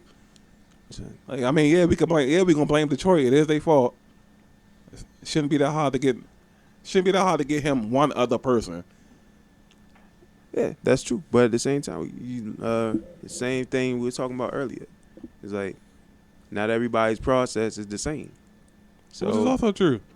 We gotta take into consideration like everybody else has to take their own time in order for them to get to where they need to get to, or to get to that mindset as to where I can end this now. Not necessarily saying I can end myself. I can end this situation. The situation, yeah. Yeah, I can remove myself from the situation so that I can better benefit myself in the long run. And I feel as though a lot of people are taking the necessary steps to do that now, which is a terrific task for them to take on. I love it. Yeah, I love to see the people actually taking that shit into consideration now. And I feel as though it should be like not necessarily like a forefront in mental health, but it should definitely be up there with just a lot of the other talking points that are being expressed nowadays, because it's something that it leads to a lot of the other problems we're dealing with. Right. Like we talk about how many people are going out killing so many other people, all the deaths, all the robberies, like even the whole like war shit. Yeah. You understand like how fucked up you have to be mentally to do a lot of the shit that niggas is doing nowadays as far as war. Right. So many things can be fixed with a better mental health regimen. Yeah. And I feel like therapy will play a big part in that. Yeah. Which I feel like a lot of things will play a big part in it, but I feel like that would be the easiest to get everybody on board with. Yeah. Because everybody is already mentally accustomed to hearing it. Mm-hmm. And I feel like with people, you kind of got to ease them into things that they're, even if they're not comfortable with it, they know of. Mm-hmm. You know what I'm saying? Like, if you going in for like a job interview, and let's say you get real nervous about interviews, and you be like, all right, well, this who gonna interview you, and it's a person you never heard of. Now you might be even more nervous. You know what I'm saying? Mm-hmm. Versus like it's a person like, damn, I don't know that manager, but I know of them, and I hear they pretty cool. Might ease the tension a little bit, and that could be the difference. You know what I'm saying? Yeah. Like I just feel like I'm just glad, like, whether it's the NBA or the NFL, I'm glad people taking actions now. Yeah. Because any progress is good progress. Nigga. Unless it becomes like stagnant. But it's a fresh movement. So it's not gonna be stagnant. At least today, it's not stagnant. Yeah, March 2022 is not stagnant. Shit, bro. There's so many situations that could have been avoided in the past had they taken necessary precautions now. I mean, had they taken the necessary precautions then, as to waiting so long. because like you look at the like even way back like the Steve McNair situation when like R.I.P. like his Yeah, situation. McNair, love him. Yes, sir. But even with his situation, like that could have been nipped in the bud off Bucks, and he probably would never been in the situation that he was with the girl. Like he Think so? I think he's a player, man. And then also the like who was that nigga who was on the 49ers? Who? Like I forget either he was with the 49ers or he was with the Chiefs or something.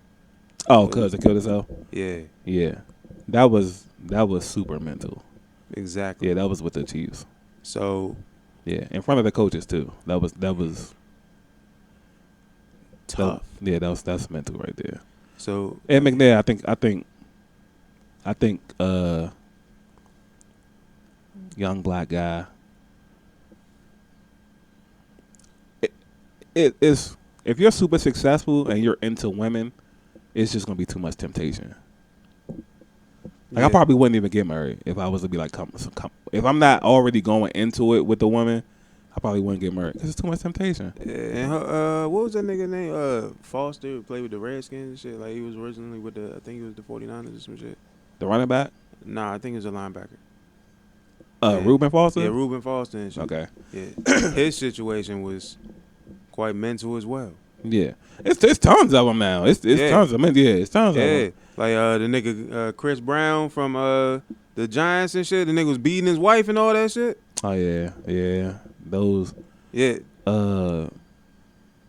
What was it? Zach Stacy. What? Like, It- you see his video, you could tell that it's just something wrong. It just be something wrong with niggas. You know what I'm saying? Yeah, But like I'm just like, hopefully bringing awareness is a start. That's the start. You know what I'm saying? So now, I don't know, because with them type of niggas, I really don't feel like therapy will help them type of niggas. 'Cause Yeah. them, if you feel like throwing a female around, beating on a female, then yeah. your brain just wired differently. What? Yeah. Like, and also they got other niggas. You know, to me, I still believe that nigga Ben Roethlisberger was guilty. And I ain't gonna lie to you, bro. Yeah. I mean, I don't know. He got proved innocent. I don't know.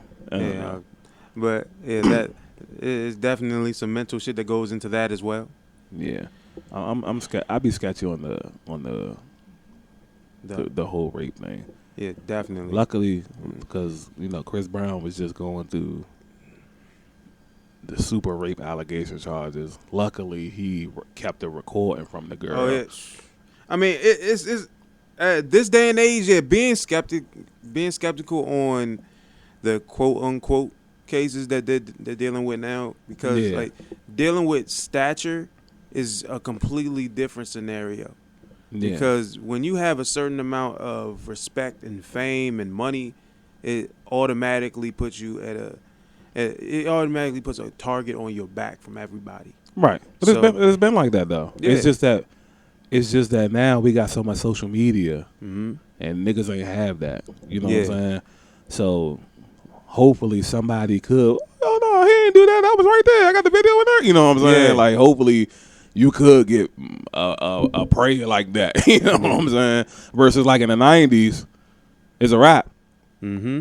You ain't even got. I'm like Bill Cosby. Like, they just said Bill Cosby did something 40 years ago. Yep. How do you prove that? You Because really- multiple people said, and we just seen Deshaun Watson get accused by 25 women, and he just beat 25 charges. Mm-hmm. How? So if he could beat his charges, how y'all gonna say Bill Cosby did something 40 years ago?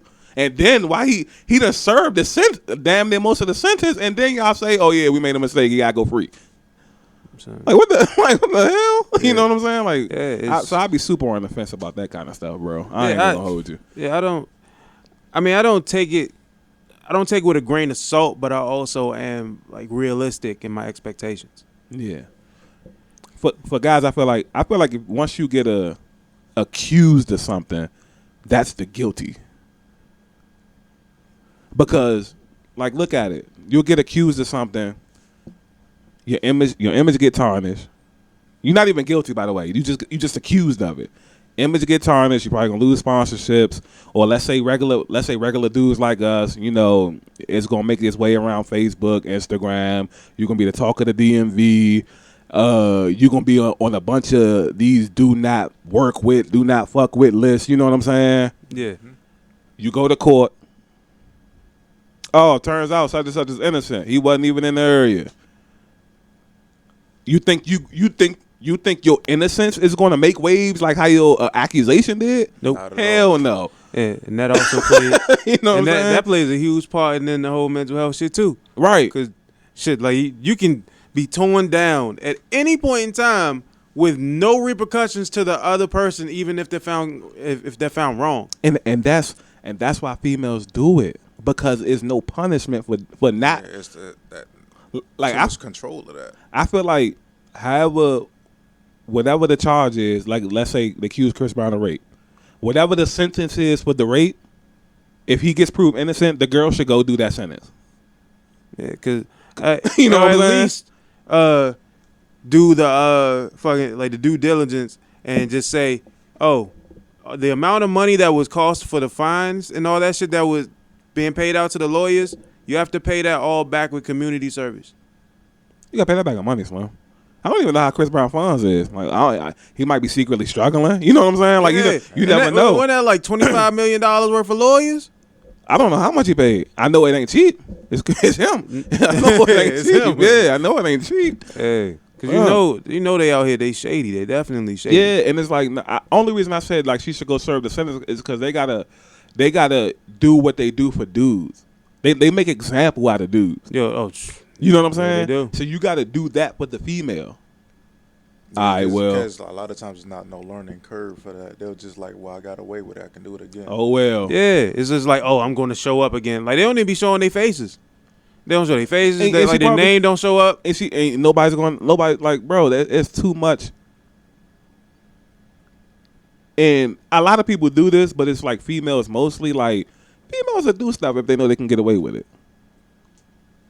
Yeah. You know what I'm saying? Like if they know they can get away with it, they'll oh well. Or worse, come to worse, I can manipulate the situation. Yeah. Mm-hmm.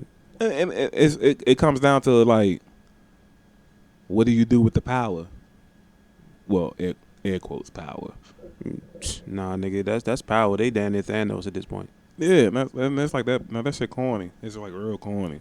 It is. It gets real crazy, especially when you realize you can like recruit people to think the same way that you do. Yeah, that's just in that moment. When we're talking about the Bill Cosby shit, like Or Deshaun Watson. The very moment Yeah. that you can get an audience and people to rally up behind you, bro, it's a wrap. and it started with the Me Too movement, bro. Man, you know what? Damn, he raped me too.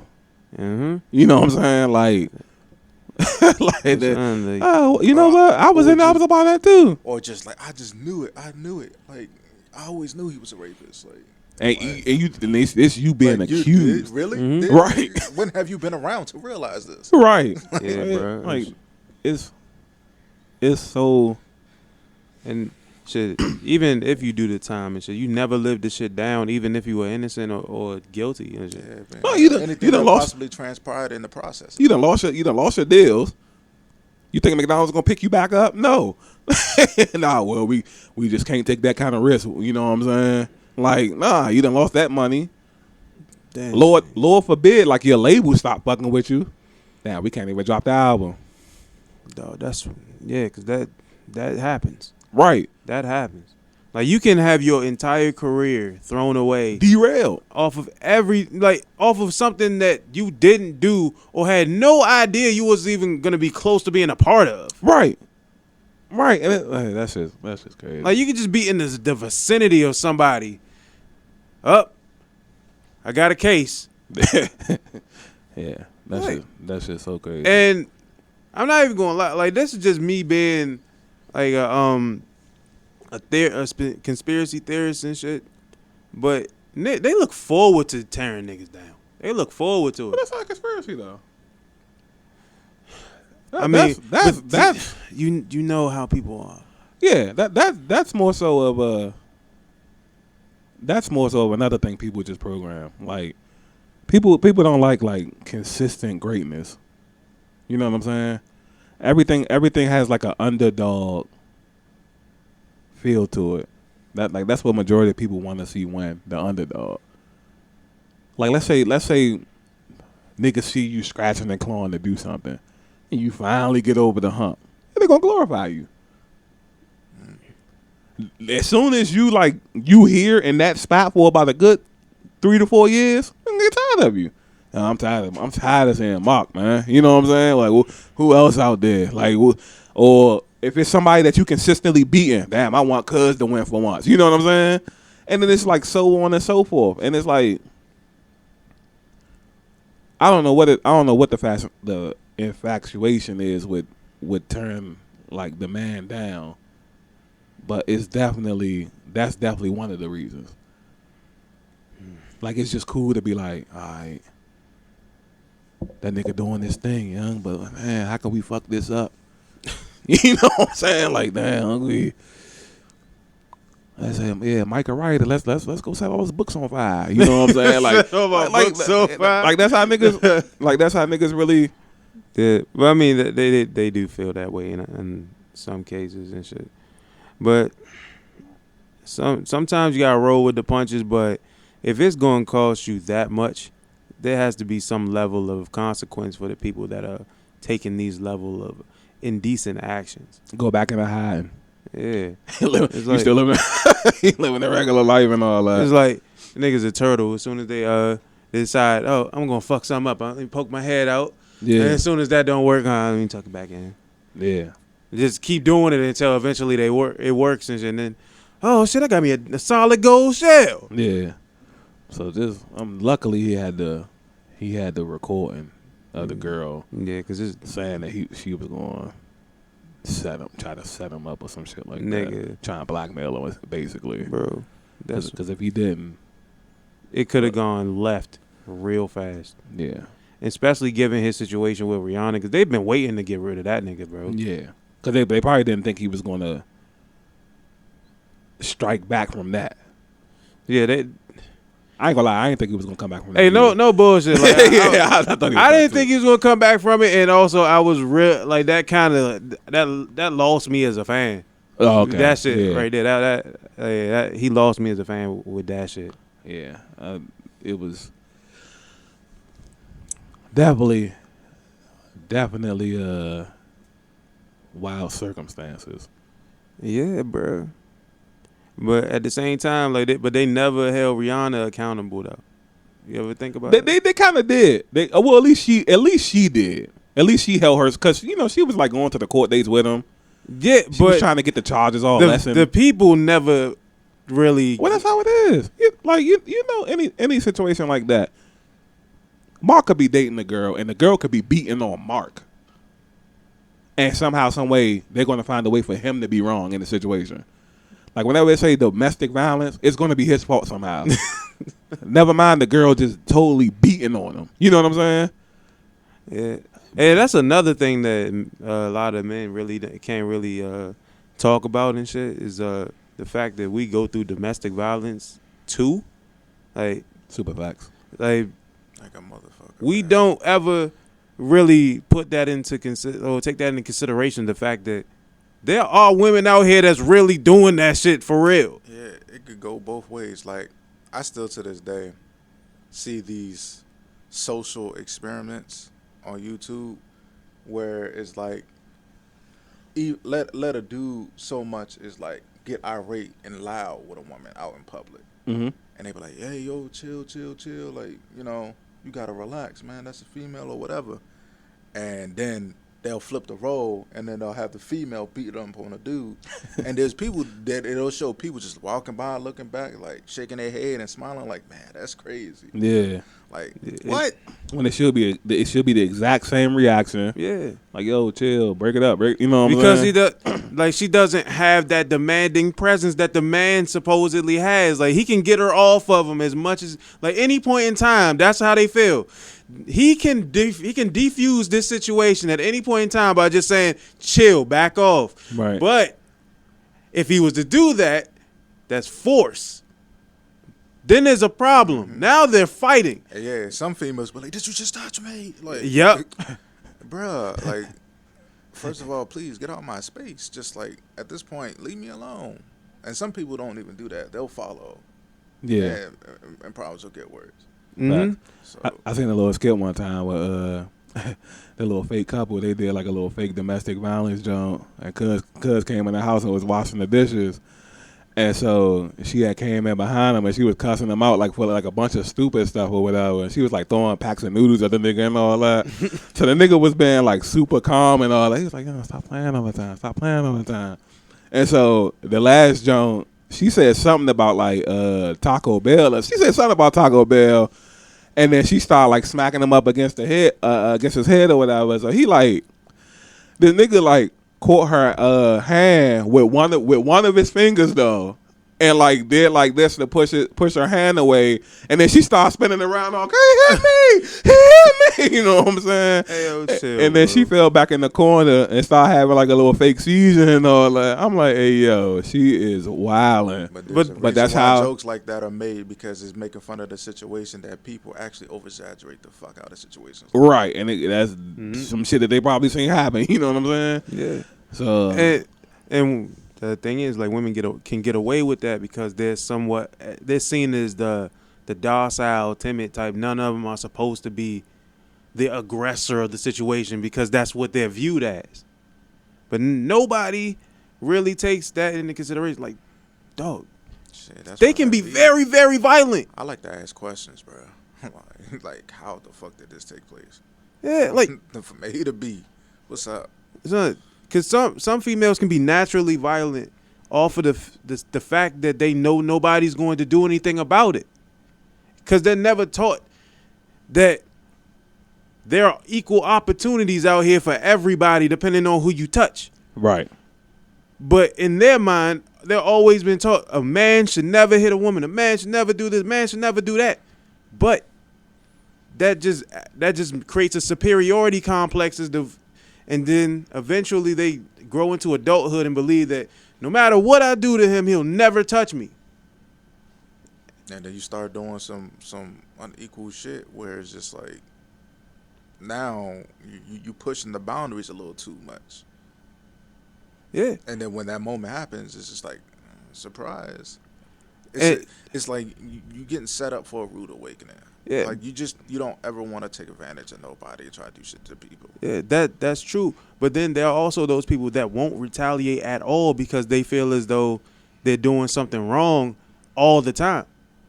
Because if they're getting hit for some reason, eventually they're just going to believe, what am I doing wrong? Because that's what they're going to continue to tell them. Like, you're doing this wrong. You're doing that wrong. That's the reason why I'm hitting you and all that. Because that comes from the idea of like getting beat as a child.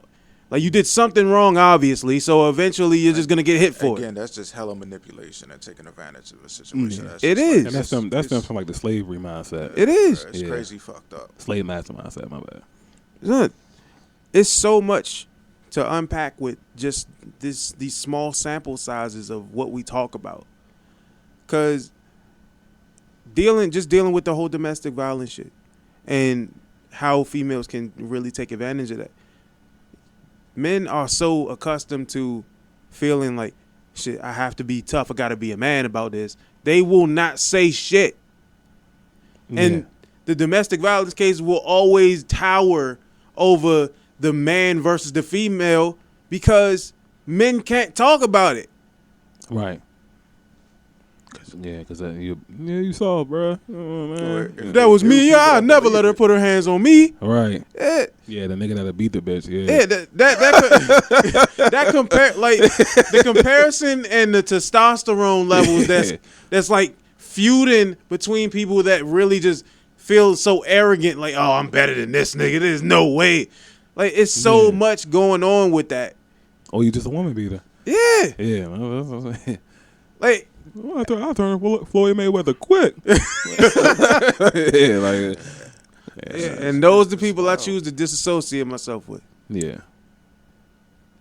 I see my man Mark over here shaking his head and shit. Yeah, but like Brought back memories and shit. Like I said, cause like I actually went through a situation like that, and even to a point where it was like the defense got taken as the assault. Yeah, of course. Like literally, when the people that came in and broke the situation up, they was like, "Bro, I thought it was you that was like doing." I was like, "Nah, I was pushing back like to prevent this shit." Yeah. Because where the situation was happening, it was in a bedroom, and the door, of course, and the bedroom door, it swings inward. Right. So Because everybody's programmed to want to think it's you. and where she was, the bedroom door, she like her back was going against the door because I'm trying to push her, create a distance between us. And then like at the end of it all, it was like, yeah, for real, I thought it was you doing this and this and this. I was like, nah, nigga. First and foremost, like, what you see, like me bleeding and all that, it happened because one, I didn't fight back. Had I fought back, it would have been like much more. But like, come on, bro. Like situations like that, it's just like you gotta be able to look on both sides of the spectrum. You know Right. what I'm saying? Right. Like, cause there are moments where shit like that happens from the other side where it is least expected. Yeah, it makes sense because, like, given your situation, it's like it was almost, And it took mad strength, like to a point I broke into tears, like that. It like literally I talked myself out of the situation because the thing was, the reason why there was really no reaction, it wasn't because I wasn't able to do so. Like the bloodshed and everything didn't faze me. In fact, it enraged me. Now my adrenaline is up. But what I did was I kept myself down to the ground. I was like, you know what? I'm going to put myself down to the ground and I'm going to wait. And I kind of self-talked. But also in the midst of me self-talking, the words came out was, I can't believe after all this shit, I'm still in love with you. And I'm thinking in the process, I'm protecting you right now. mm-hmm. Because this here, I'm still able to go. But here it is, just like it's just the advantage being taken of the situation, and people around are just like looking at it from a different point of view, like, oh, he did this. Look at the scene here. You know what I'm saying? And Mm-hmm. it's just like, nah, bro, like, you know, it took a lot of self-control for that situation because there's definitely a voice in the back of my head. Had you fought back or had you did a little bit more, this wouldn't have happened to you. Mm-hmm. And then that shit it kind of like takes me back to the idea of like when the bully's parents don't take their actions into consideration, so they'll kind of they'll like there's no way my son or my daughter did this because they're such a good kid and all that shit, and they'll never hold them accountable. And that's what makes me fearful as a parent, because if I have children and my kids was getting bullied, I would have been like, well, all right, push come to shove, if this don't end and you don't talk to your child or there ain't nothing done at that school, your kid's ass is going to get whooped every motherfucking day. Because best believe, if my kid go and fight to defend themselves, that's what it's going to be. Yeah. I would hope that it wouldn't have to keep coming to that. I mean, it would have to, though. But especially depending on what kind of if area you ain't going to you're do in. shit about it, and then they be like, oh, my kid would never do this. All right, well, I guess your kid just going to get their ass beat. Because there's going to come a time. Mm-hmm. Yeah, and that's really what needs to happen. Yeah, basically. You know what I'm saying? And I'm not. None of us ever check. And I'm not going to say it in the perspective like my kid is not capable of being a bully, because they might actually take that time. Yeah. And that's best believe I'm gonna nip that shit in the bud. Line. We not moving that way. But like, definitely, if my child was being bullied, I'm asking questions first, like who started what, how did this happen, or whatever. Then I'm also going to analyze, because lies happen. Yeah, though. So once I realized that the truth was being told from my child or whatever, and nothing was being settled, all right, cool. Well, now I know how to teach my kid this if they're not taught already. But at the same time, if you're not gonna do nothing about it, and you're basically leaving it to the children to settle it for themselves, I'm not gonna care if the other child get their ass whooped. I mean, I do feel sorry because that's a child, but at the same time, what did y'all do to prevent that? And that kind of terrifies me a little bit, because I would hope I would have to never say that shit. Yeah. But it might have to happen. Yeah. Like I said, depending on what area you're going to be in. Yeah, bro, because a lot of that shit don't really be flying. Like for real, for real. It just depends on the people you around. Cause even niggas around here, like they honestly don't even be taking that bullying shit into consideration and shit. They don't really appreciate shit like that for real. Yeah, yeah. If it's somebody when I was younger and somebody wasn't a fighter, like say you wasn't a fighter, like say we knew you, like Mark Cool shit. He ain't a fighter, but somebody that was a fighter will always be like bothering you. Yeah. Somebody close in the area would take up for you for no reason. Yeah, what I'm saying? Check that nigga in the heartbeat. Yeah, no, fight me, cuz. I'm a fighter. Yeah. You know Mark be cooler. You know what I'm saying? Like that's so hopefully you don't have to go through that situation, but if it does arise, hopefully that's still in play. I don't know how schools are now. Yeah. Everybody might be trying to see like a fight or something, but yeah, that I don't know. Like maybe, like hopefully that's the way it is now. But yeah, with the years of the smartphones and all that shit, niggas just want to go viral and all. That's that what shit. I'm saying. That niggas might want to see a fight. So But nah, if my kid was getting bullied, like once you confirm that it's being bullied, like depending on what kind of kid I have, if he's not a fighter, you have to explain to the kid, like whether it's a boy or a girl, you'll be like, this is you're a certain kind of way and this is what you are, but there are other kids out here that's like different. It's the opposite. The same way how I be trying to explain to people, like, or like a year or so ago when it was a bunch of, remember it was like I don't know if it was either right before the pandemic or right after it happened. It was like a bunch of shootings around here. Like one night, it was like one night where it was just like a bunch of shootings. Yeah, I think I remember that it was like gunshots so fucking often. It was like 2020. It was like, I don't know. It was like a Friday night or something. It was just like 100 shots though. Like it was like 100 shots. Yeah, and so I remember that. And so my mom, she was all like, people ain't got no nothing better else to do to be out here shooting guns and disturbing other people and stuff like that. I'm like, Mom, they not. If they're out here shooting, they don't care if they just, you know what I'm saying? Like you're thinking of people like with the same kind of leniency that you got. I don't want to disturb nobody. They don't give a fuck. Yeah. You know what I'm saying? Like the other kid's not gonna care. So I gotta explain. You gotta explain to the kid, like, yo, this is what you up against. This is what I'm gonna do to like, cause you know me, analytical. This is what I'm gonna do to sway the odds in your favor. We gonna sign you up for one of these classes. You can do a regular self-defense class. You can do boxing. You can do kickboxing. You can do karate. You gonna learn one of these, because you learn one of these. When somebody tests you, you ain't got to worry about how you going to defend yourself. It's going to be human nature at that point. Mm-hmm. I don't want you to go around abusing this. Remember the little Hey Arnold episode where he learned how to do karate? Yeah, nigga was chopping this. That nigga was going around abusing the shit out of his power. He was weird. Like he was. It went from him being bullied to him becoming the bully. Yeah, I remember when what was he was kicking the boards and shit. Yeah, kicking the clothes off niggas and all that. He did the little spin kick and cuz little shirt ripped off. Hey yo, that yeah, he was an animal when he learned karate, but had his little hair slicked back in the little with the little band on. Yeah. Like Arnold, yeah. But yeah, you gotta keep your kid from becoming that. You know what I'm saying? Yeah. Because Lord knows if your kid get bullied and your kid can find out, like, damn, I can fight. You know what I'm saying? Mm-hmm. You don't want it to be an adrenaline rush for the kid, because then he gonna go around trying to fight everybody. But yeah, it's a lot of. That's why you definitely got to start nipping bullying in the bud, bro. Because that's a domino effect for a lot of shit. Facts. Mm-hmm.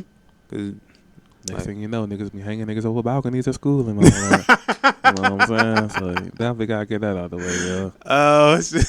definitely. Man, Mark over this, he trying to just keep it down. This is like, Say, man, man, fuck y'all niggas. There was no confirmation to none of that shit. You didn't even have to put my name out there, bro. I was just gonna let that slide. Yeah, I see. See, I did it the right way. I just brought the situation up. I ain't say no names. We got it on the podcast, so it's like, Stool pigeon, bro. Yeah, I ain't say no names or nothing, man. so we got this shit on the podcast. So if they listening to it and they heard that episode, they know what we talking about. They got, it happened with cause, bro. Yeah, we know. The cause was like the nigga was fucking with your gang. Yeah, nigga crossed the dawn. Yeah, You think you can do this to me? Don Anthony. I mean, it definitely had nothing to do with me, but Yeah, Don- it had everything to do with the click and shit. That's what it had. Don Oso. Don Oso. Oso Don Mark. Hey yo, He's all right there, man. yeah, definitely. My man was a whole kingpin out here, peddling pencils. Man, make sure my kid go to your school, man. This is no bull. This the clique you gonna be in right here. We love you though, bro. I love you, man. Yeah, And before you even say anything, I just want to clarify again. I didn't say no names. I just said the situation. Mike said the name. You know, if you're gonna get mad at Mike. That's all I'm gonna say. Hey, the situation would never have arisen if you hadn't mentioned this nigga. It's not my fault. I mean, he brought up bullying, so I just called it. So if so Mike is saying if you're gonna get mad at anybody, you should get mad at yourself. Basically, that's what he's saying, because you brought it up. Oh shit! No, I mentioned So you, he doing sir. No. I'm like I said, he brought up bullying. Actually, I brought up bullying. So. Right. Oh yeah, so you can get mad at Mike. I'm mad at Mike. You already mad at him. I'm mad at him too. So you know. What the fuck are you mad at me for? What I do to you, The lasagna thing. nigga? Why? I ain't get none. I bring you food all the time. You didn't bring me that food. There you go. What have you done for me lately? I was like, brought me play like 2 years ago. See, you know what, bro? And the thing is, I was thinking about bringing you food and shit, but I just slipped my mind. That's okay, man. And you gonna stop by my house on Sunday anyway? Mom grilling, so and I'ma have the food. I'ma have the baked beans. I'ma have the barbecue sauce and all that shit. All right, man. We'll see. This nigga said, "We'll see." No, it's a definite. Whenever there's a situation where we have a specific decision on what the hell we gonna eat, And I think it is gonna be some macaroni and cheese there, because I think that's what it's about. It's the mac and cheese. Yeah. Right. So- That's one. Yeah. so you get the shit fresh. All right, so the lasagna not fresh is what you're saying. All right, man. I'll leave it alone. I hate you so much right now. Damn. It's all good, bro. But with that, it's been another Breaking the Narrative podcast, BTN for short. We had fun. I'm Tony. I'm Daddy. Mark Anthony. Hey, I'm second this time, man. He's so sick at this time. Hey, Daddy. And I'm Mark Anthony. And we're out of here.